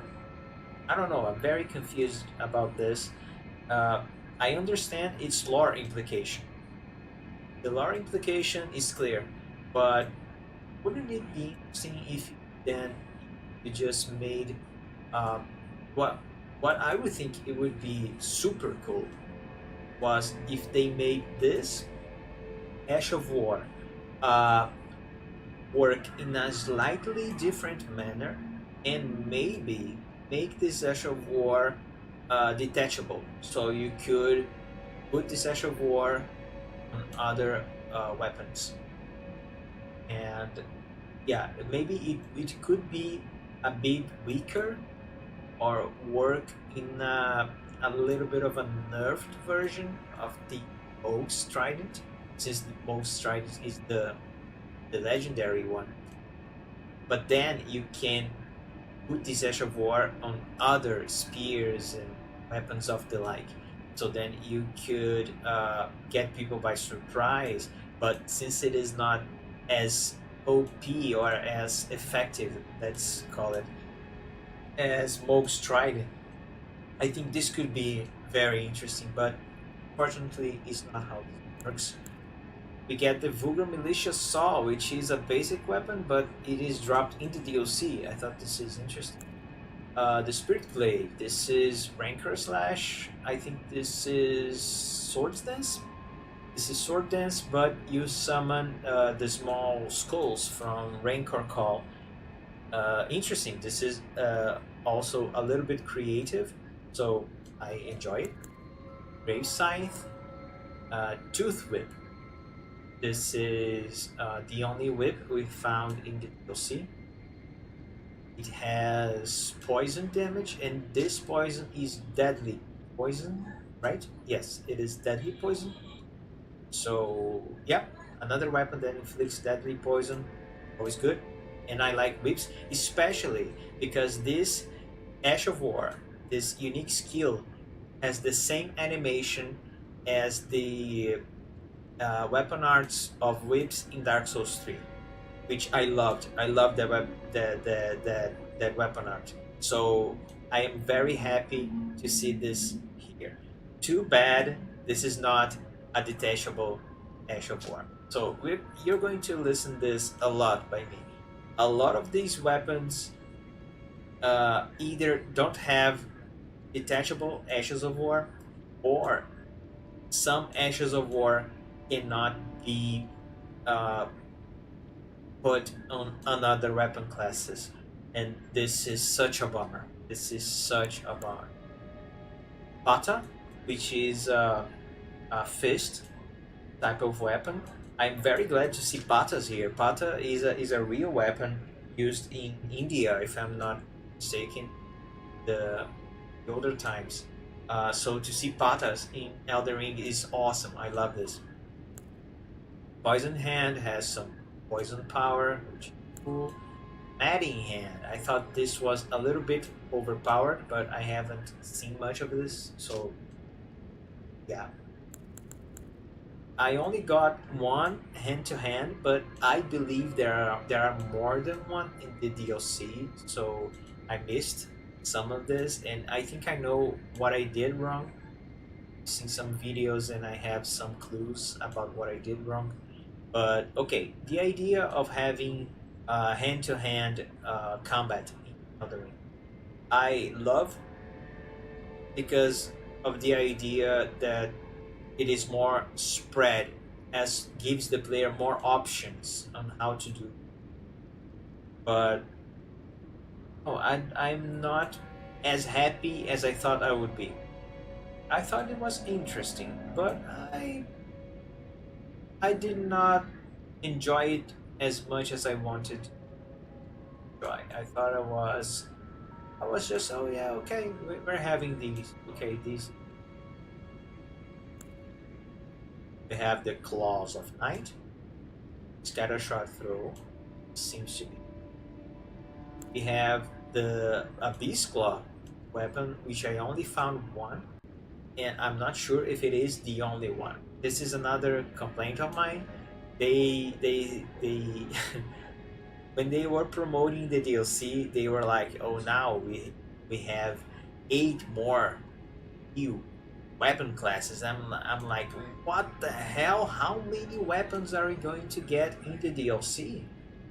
But they make the new weapon classes and only make one weapon for some weapon classes.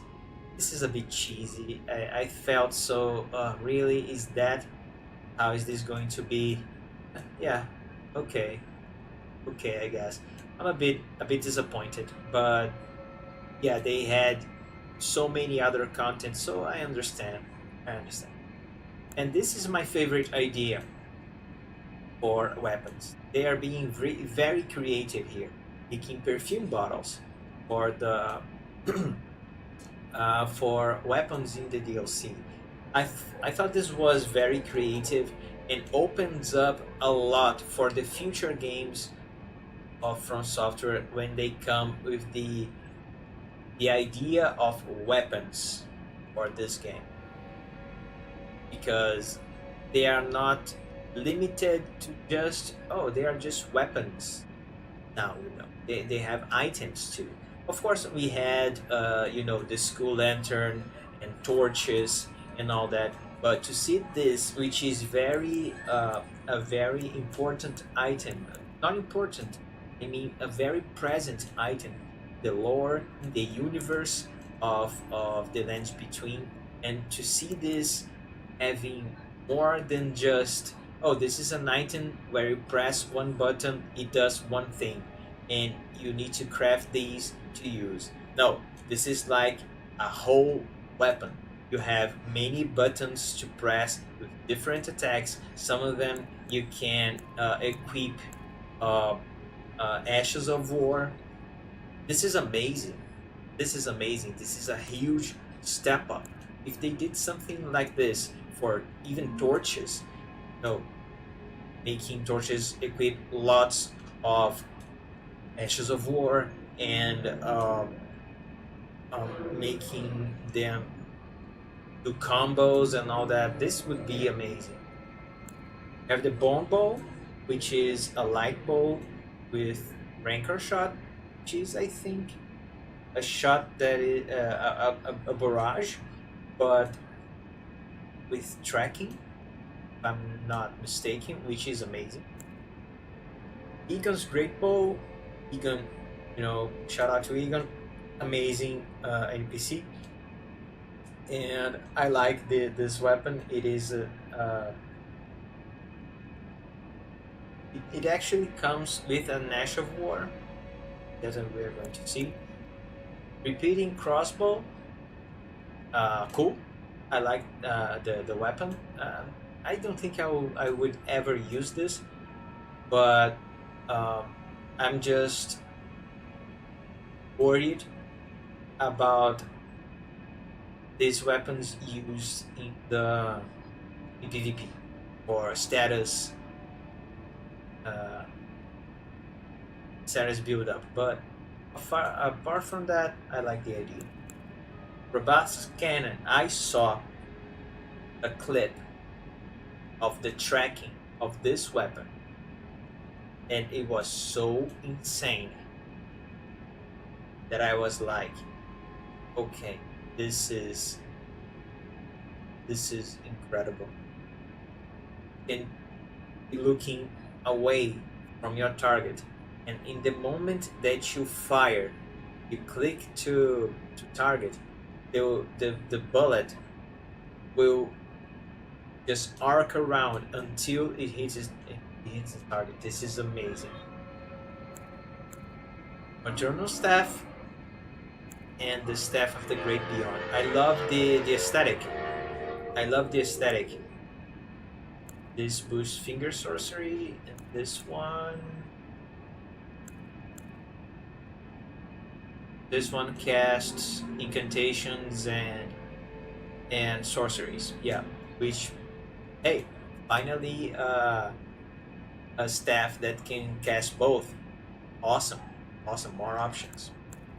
We have the dry leaf seal, which fits our build. So I'm guessing this is one that I'll be using in the new build for this character, and it is related to Mikula. So one more time, amazing.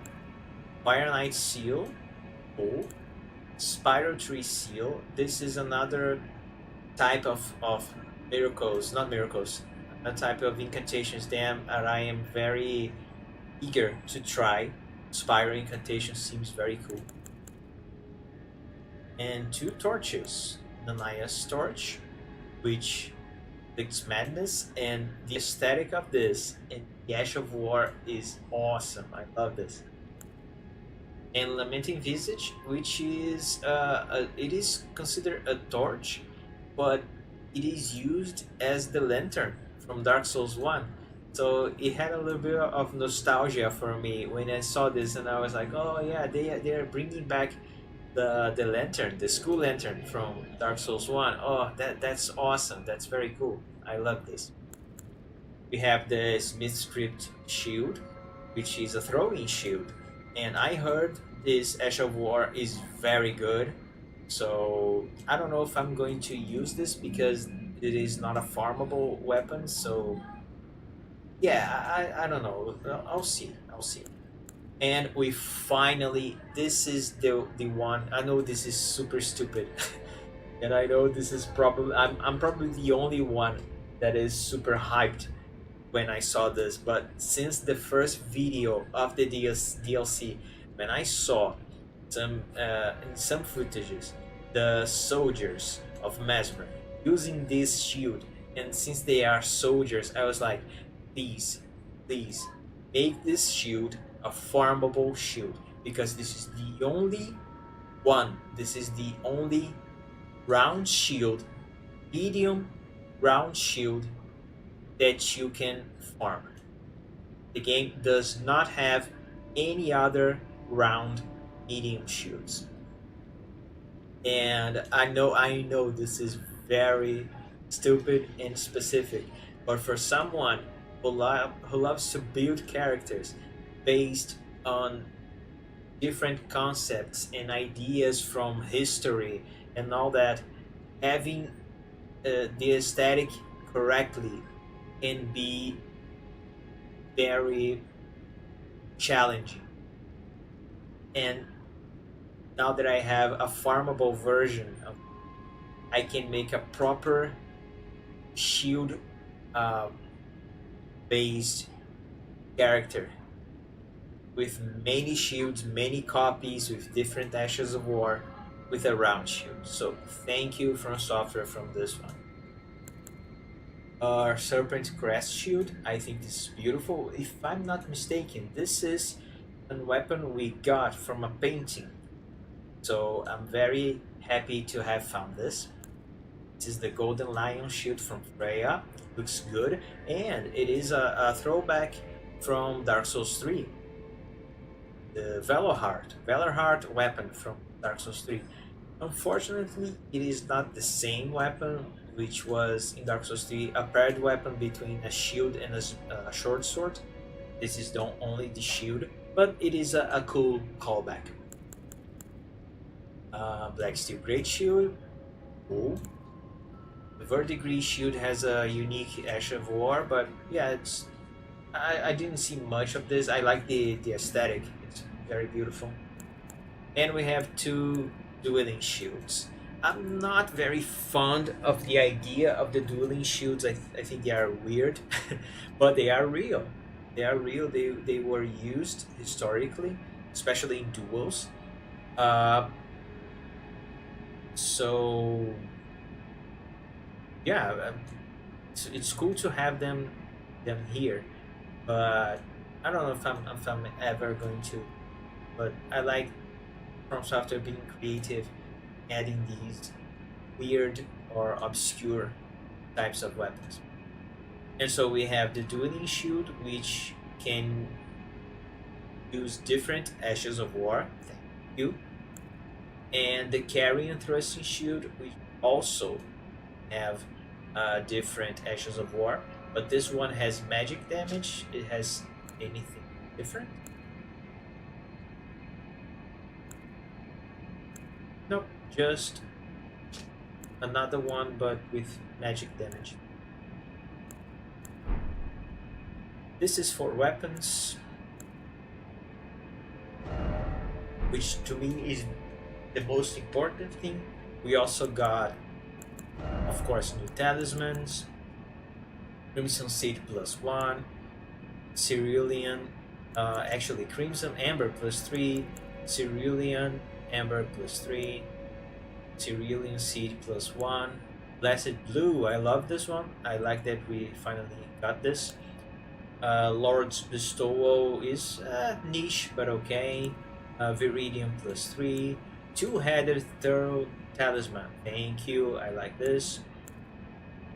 We got the Outer Guard Heirloom. So finally, the only stat that was missing from these four, the offensive stat, we finally got one that adds +5. Thank you.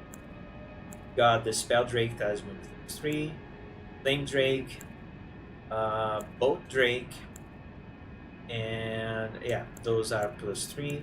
We don't have the one from Holy, but I think it doesn't exist because we have this, the Golden Braid. Got the Pearl Drake Talisman +3, Immunizing Horn Charm +2, Stalwart, Clarifying, and Model Necklace +2.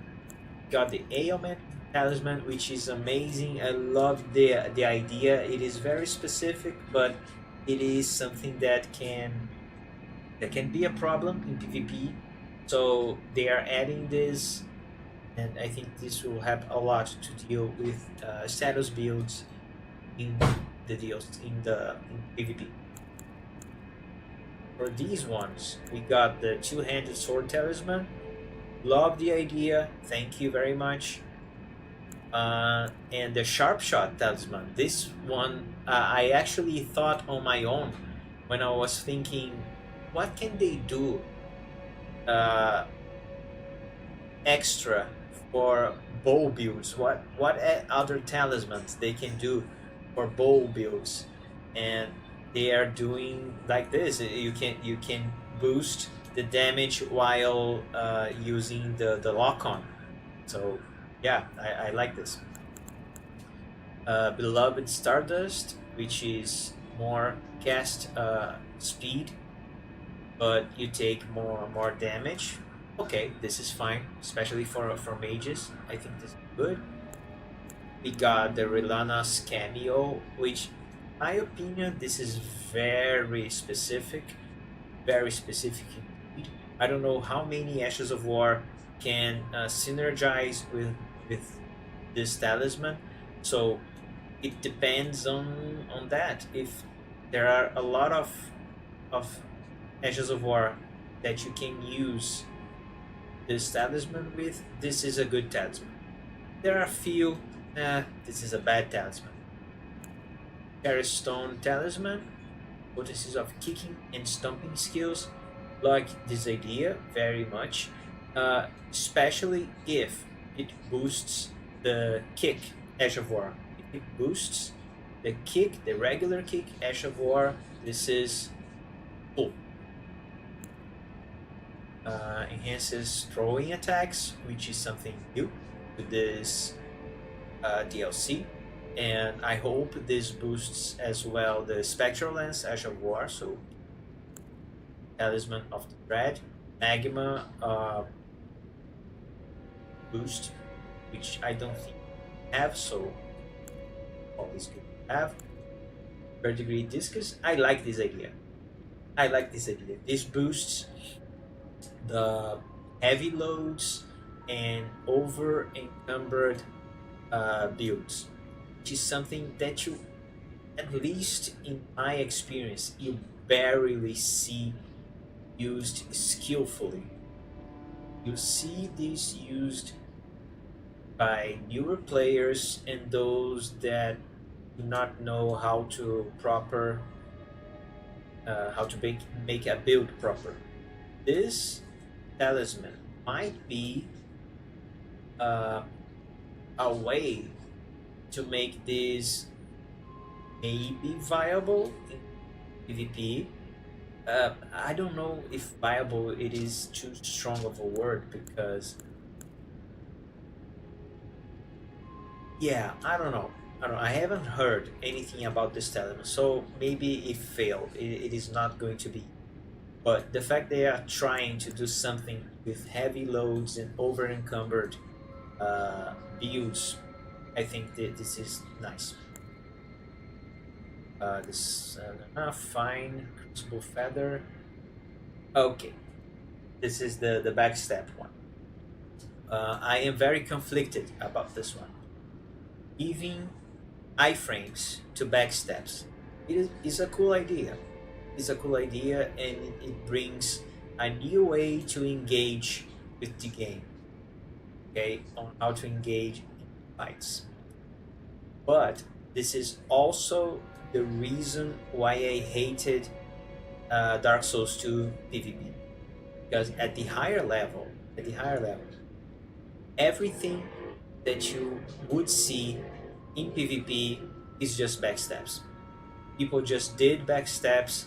They avoided all of your attacks until you were done. They just chipped your damage, and this is how they would win. So it became a super high skill use, but because of the iframes being determined by a stat, which was adaptability, I thought this was a very bad idea. And when I saw they bringing iframes to backstabs, I was like, oh no, I hope this does not become meta, because if this becomes meta, I don't know. Yeah. Fortunately, I didn't hear much people talking about this, and I haven't seen much. So I hope this is okay. This is just okay. This is fine.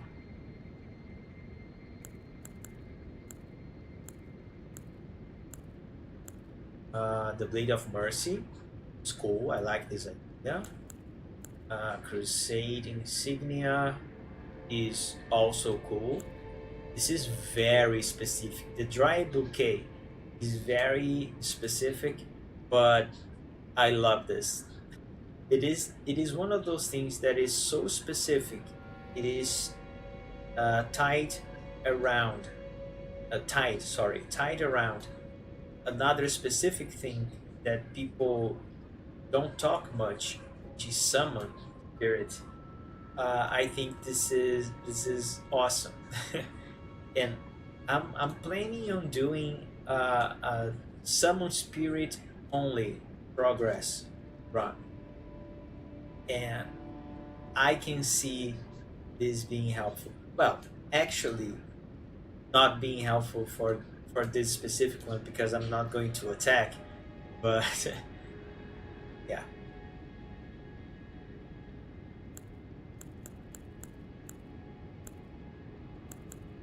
This is it for talisman. So I'm I'm sure there are more, but this is all I found on this playthrough. I want to check some summons. We got Spider Scorpion Ashes. Curious to see how they look. Finger Creepers. Okay, this is something we already know how it works from the main game. So, by the FP cost, I'm guessing this is the big one, the big hand. This looks fun to use. We also got this one. This is very strong. As an enemy, this is very strong. So I'm hoping this is a very strong summon to call battle. This is what I'm hoping. This one costs HP. Haven't seen this. Okay. This Inquisitors. We also got Massive Soldiers. Okay. Then we got Black Knight Captain Hughes.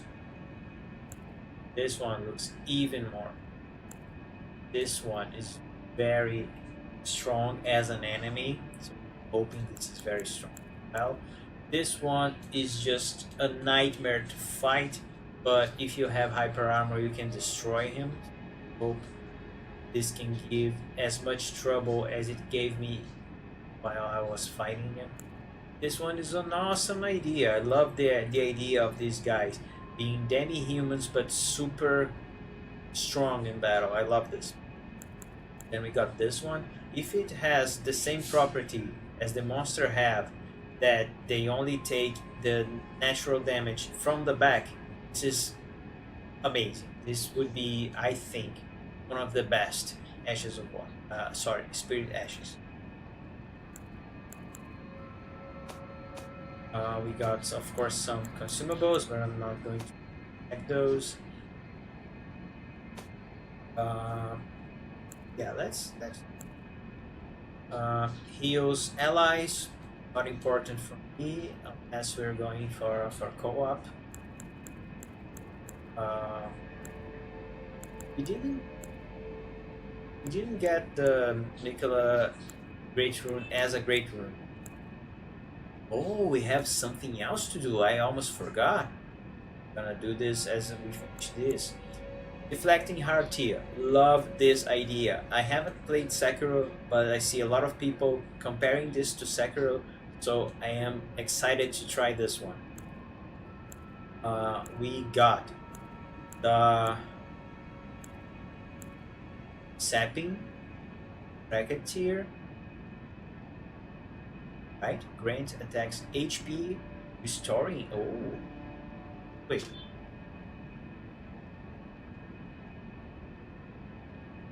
Oh, I wasn't paying attention before. This is. This is something that I might try instead of this one. Okay. This one restores FP. Love this one too. This one enhances your damage, but you take damage as well. So yeah, I tried this one. I think this is interesting, but only for those type of situations where you know you're going to get a good value from this. This boosts Attack power of spirits. This one is a must-have for the other character that I said. Progress only through spirit songs. Eliminates stamina consumption. Very niche, and especially if this is going to give the same time as the cerulean bubble something hidden, cerulean hidden tier. So it can be very specific, but who knows, maybe work. And the oil soaked tier. I love this idea. Don't know if this is worth trying, but I love the idea. The idea is very cool. Actually, this would be something to try on Radon. If I was having too much trouble with the status, maybe I could try this one, some flaming strikes or something like that. Yeah, who knows? Okay. Sorceries. God, carrying.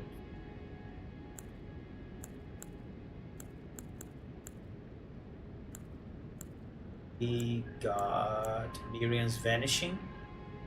I heard this is very overpowered. We got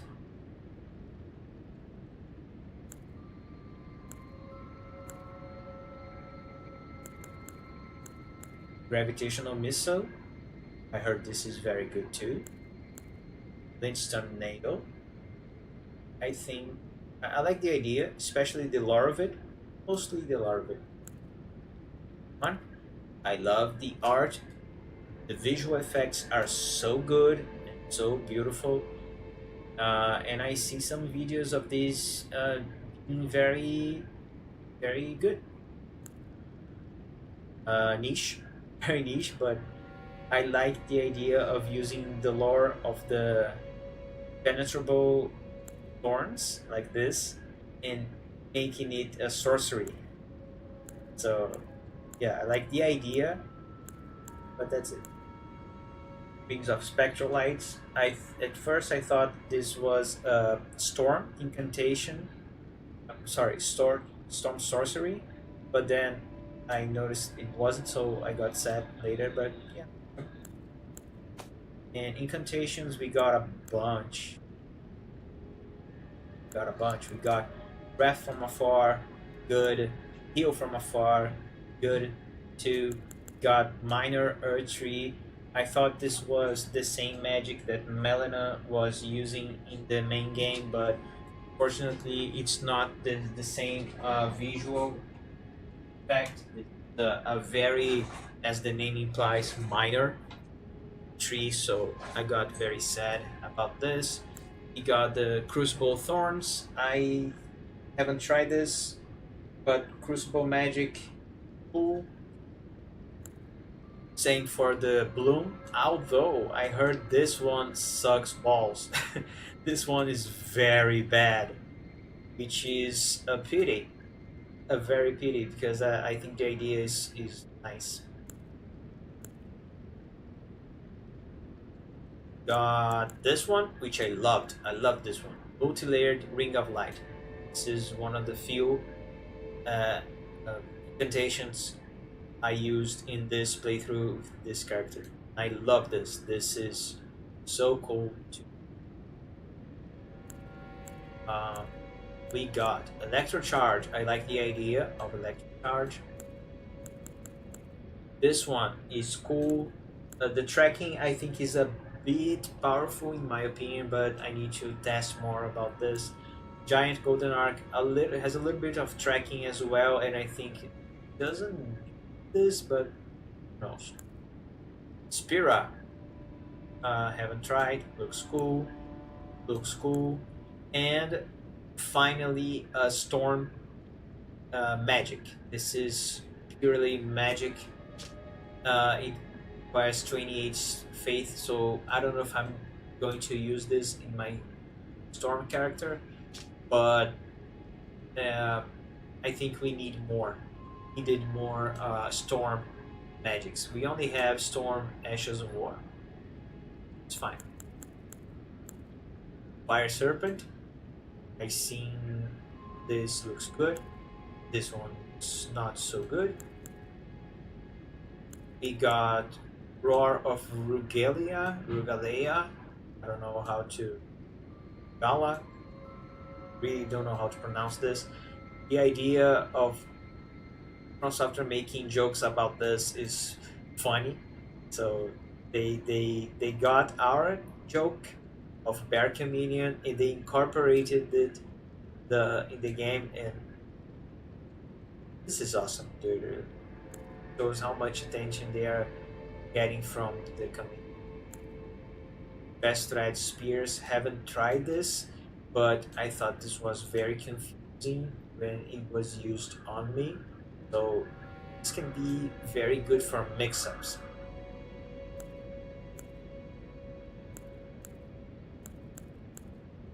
And Ashes of War. Finally, let's quickly.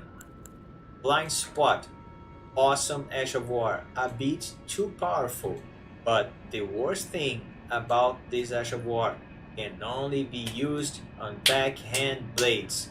From Software, why the hell are you doing this? Why the hell are you doing new cool Ashes of War and only doing can be used on a single weapon class? This is stupid. This is very stupid. We have overhead stance. Once again, new Ash of War seems okay, seems awesome. Can only be used on Great Katana. Let me do this on a katana. Let me do this on a curved greatsword. Let me do this on a greatsword. This looks awesome. I want to try this on different weapons. Let me do this. We have Raging Beast, only usable on Beast Claws. Why only usable on Beast Claws? Let me do this with the fist weapons. Let me do this with the new martial arts, what is it called? Hand-to-hand combat. Let me do this. Piercing Throw. This is only used on throwing blades.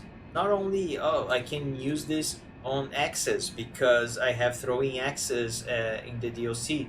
No, only throwing daggers. Only the Smith script dagger can use this. What the hell? Why? Why are you doing this? This one as well. Scattershot Throw. Dude, this is what I hated the most about the DLC. Except some bosses which I thought were pretty bullshit. But aside from that, dude, why? Let me do more of these. We have regular Ashes of War, which I always thought had the same problem. You know, kick you can use on everything. Awesome. Thank you for letting me do this. But then you have, do I have Square Off? I don't think I even have Square Off. Yeah, I didn't even have the trouble to grab Square Off because you can only use Square Off on straight swords. What? Dude, you had Square Off in great swords in Dark Souls 3 with different animations, so a value for mix-ups. Let me do this as well. I know it is not as good as the one in the straight swords, but just give me the option and I'll use, let me judge if this is worthy of use or not. You know, just limiting to one weapon class, a new thing for people to try, people who bought your game. Such missed opportunity. Wing stance, only like great swords. Same problem, same shit. We had carrying sovereignty. Sovereign? It is sovereign. So sovereignty, I think. Carrying sovereignty. Awesome. Usable on swords, except colossal swords. So you can use on multiple weapons, and it has a horizontal slash. Amazing. Love this. Flame Skewer. Medium and large armaments capable of thrusting. awesome. It's like flaming strikes, but for thrusting weapons, and the has the fire of mesmer effect. Amazing, amazing. This is flame spear. Wait, am I mistaken? No, I think I'm right. Okay. Strong attack unleashes a follow-up. Yes, charge the attack to increase damage dealt. Oh yeah, this is like the charge through, right? Charge forth, but with fire. I think this is the one. You're a flame straight ahead. Yeah, I'm not sure, but this is cool too. You can use multiple armaments. Pray for strike.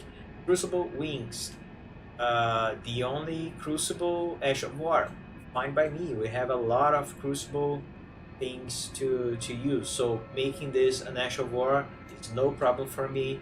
You can use swords and pole arms capable of thrusting. So many weapons, a lot of variety. Amazing. This is used on melee armament, so you can use on many things, and is a Scarlet Rot. I think this is the only Scarlet Rot Ash of War in the game. So yeah, cool. It has the same effect of the Poison Moth Flight, which is one of my favorite Ashes of War of all time. So very cool. I'm sad that this is a kick. I think it would be cooler if it was an attack using your weapon, but that's fine. That's fine. This way you can use on all melee armament. So yeah, this is fine. And we have Ghost Flame Call. If I'm not mistaken, this is the poker, the flame poker from the main game.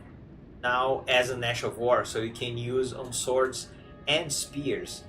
Dude, amazing. This is an amazing addition.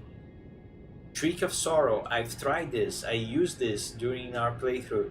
I like this. This is cool. I think the FP cost could be a little bit lower, just a little bit, maybe 17 or 16 or 15, but this is a cool idea. This is a very cool idea for a roar Ash of War.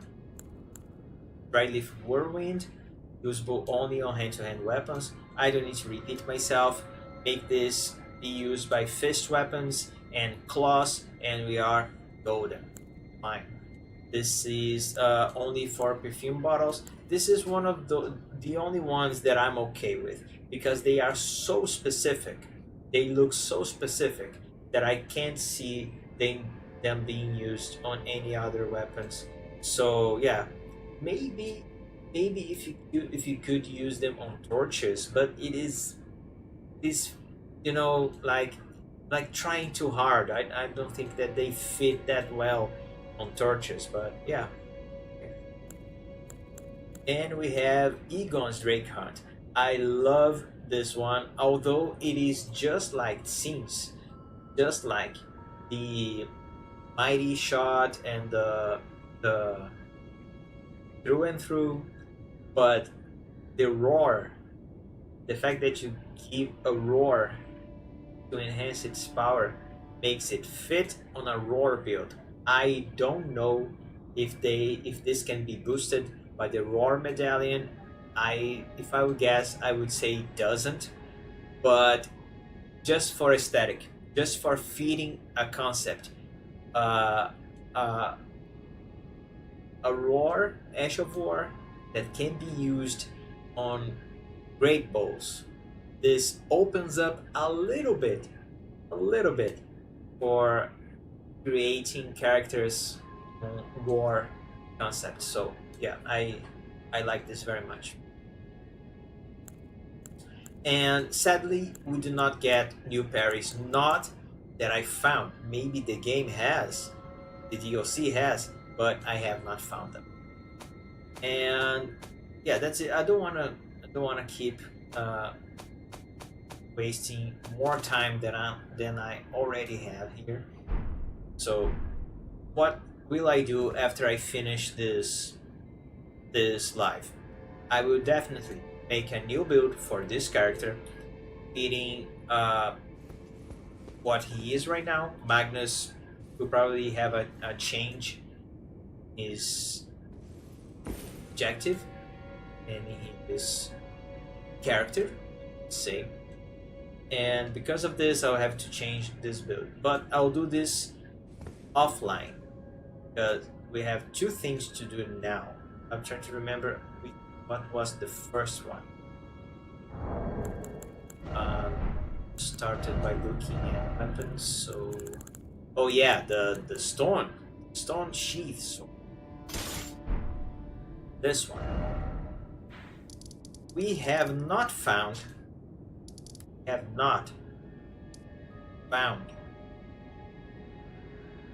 the light altar, but we have found the darkness altar, right? Dark altar is here. The ruins of Unka.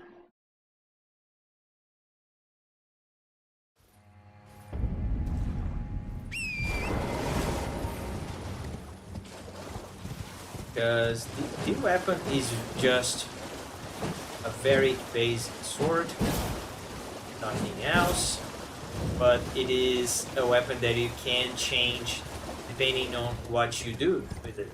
And we have found this altar here.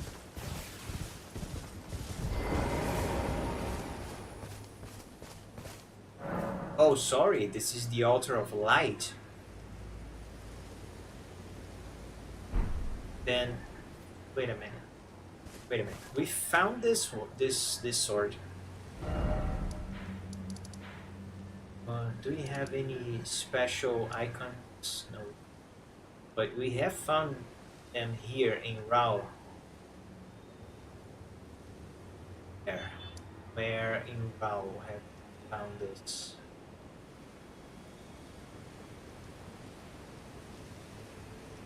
Shrine. Was it here? I think it was here.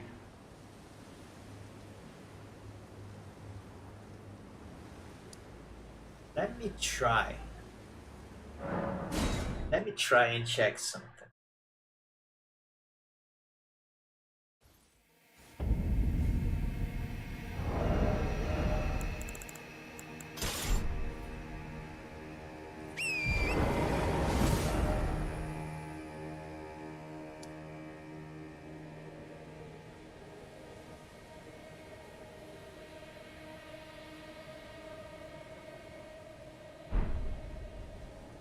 Oh, we are up the bridge. That's not where I want to be.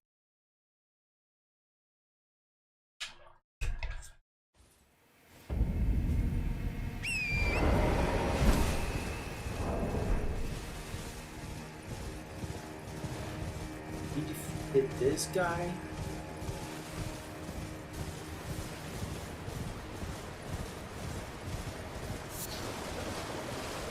Did.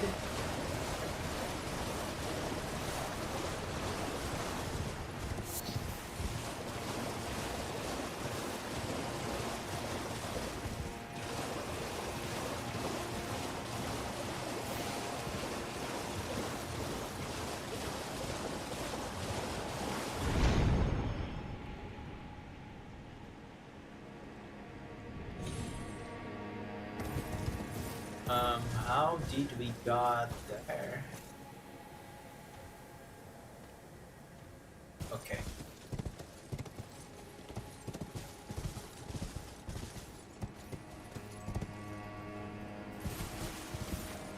Try jumping over there.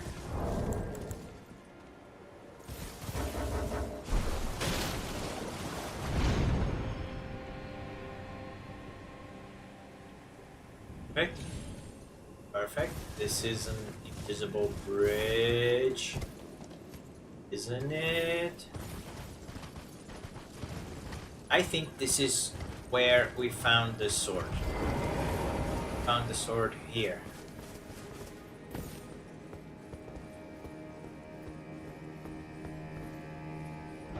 there is nothing to see here. And I've seen where the sword of the altar of darkness was located by accident, purely by accident online. You know, trying to avoid spoilers, but sometimes you just cannot. Let's have the weapon in hand just in case we get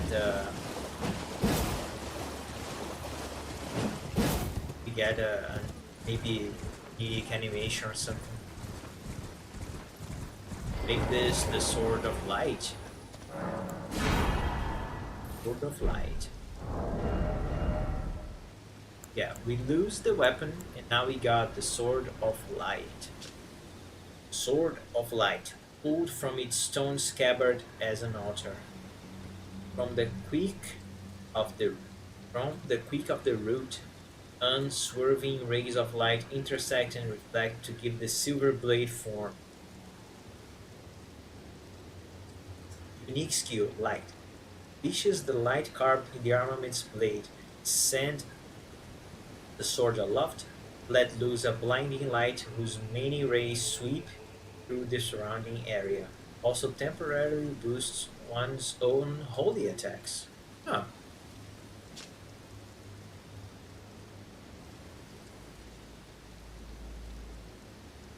Doesn't seem to be a buffable weapon. Wow. I love the sword shape, the overall shape. I'm not much of a fan of the insides, those striations on the insides. But the overall shape is so nice, so cool.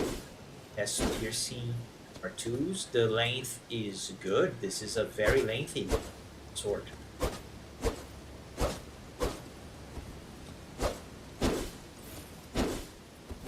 This one has the horizontal swings. Whoa. Okay, you cannot redirect.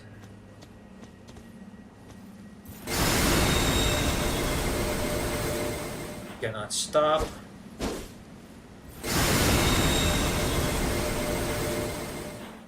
Yeah, you are very much on.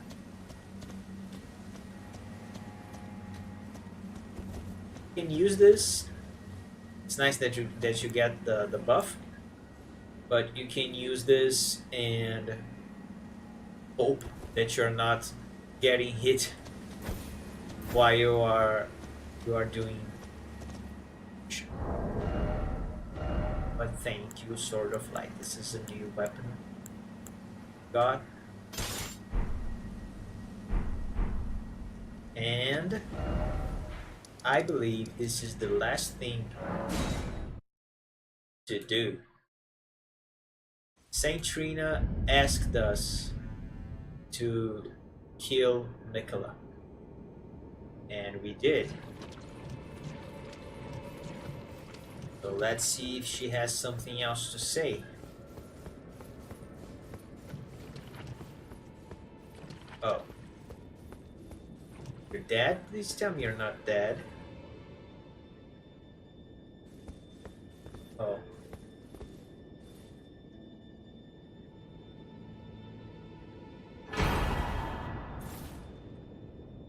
Blossom. It's an armor. Are you asleep?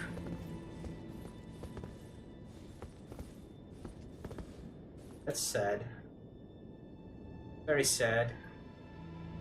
I thought she would have something else to say.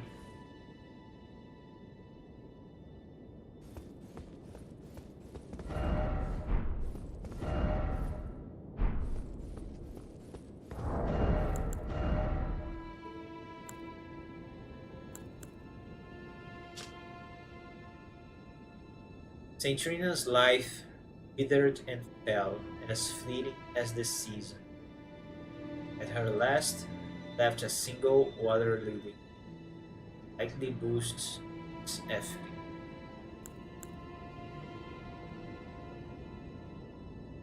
This is almost 5%, I think. Despite the velvety purple hue, the flower is in no way poisonous. It merely blooms in quietude. Please tell me that this flower is near the. It is either uh, the hair of the character or closer to the ear. This would make some female characters. The idea for some female characters. Yes. Lovely. Lovely. So we don't have anything else to talk. Saint. I wanna. Where?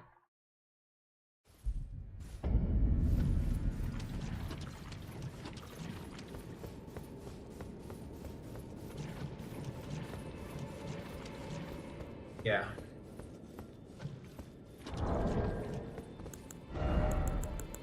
I'll drink one in honor of Saint Trina and Theolier.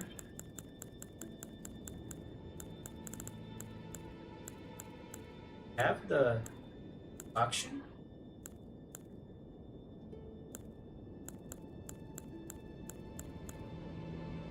Huh. Here.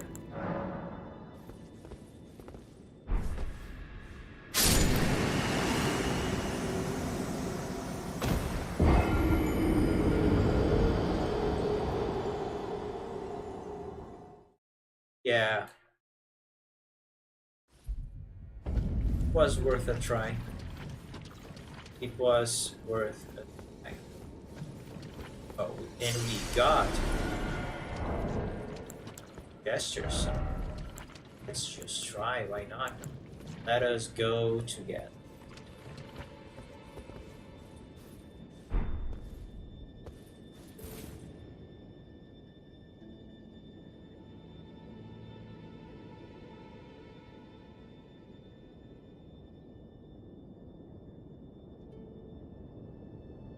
Oh.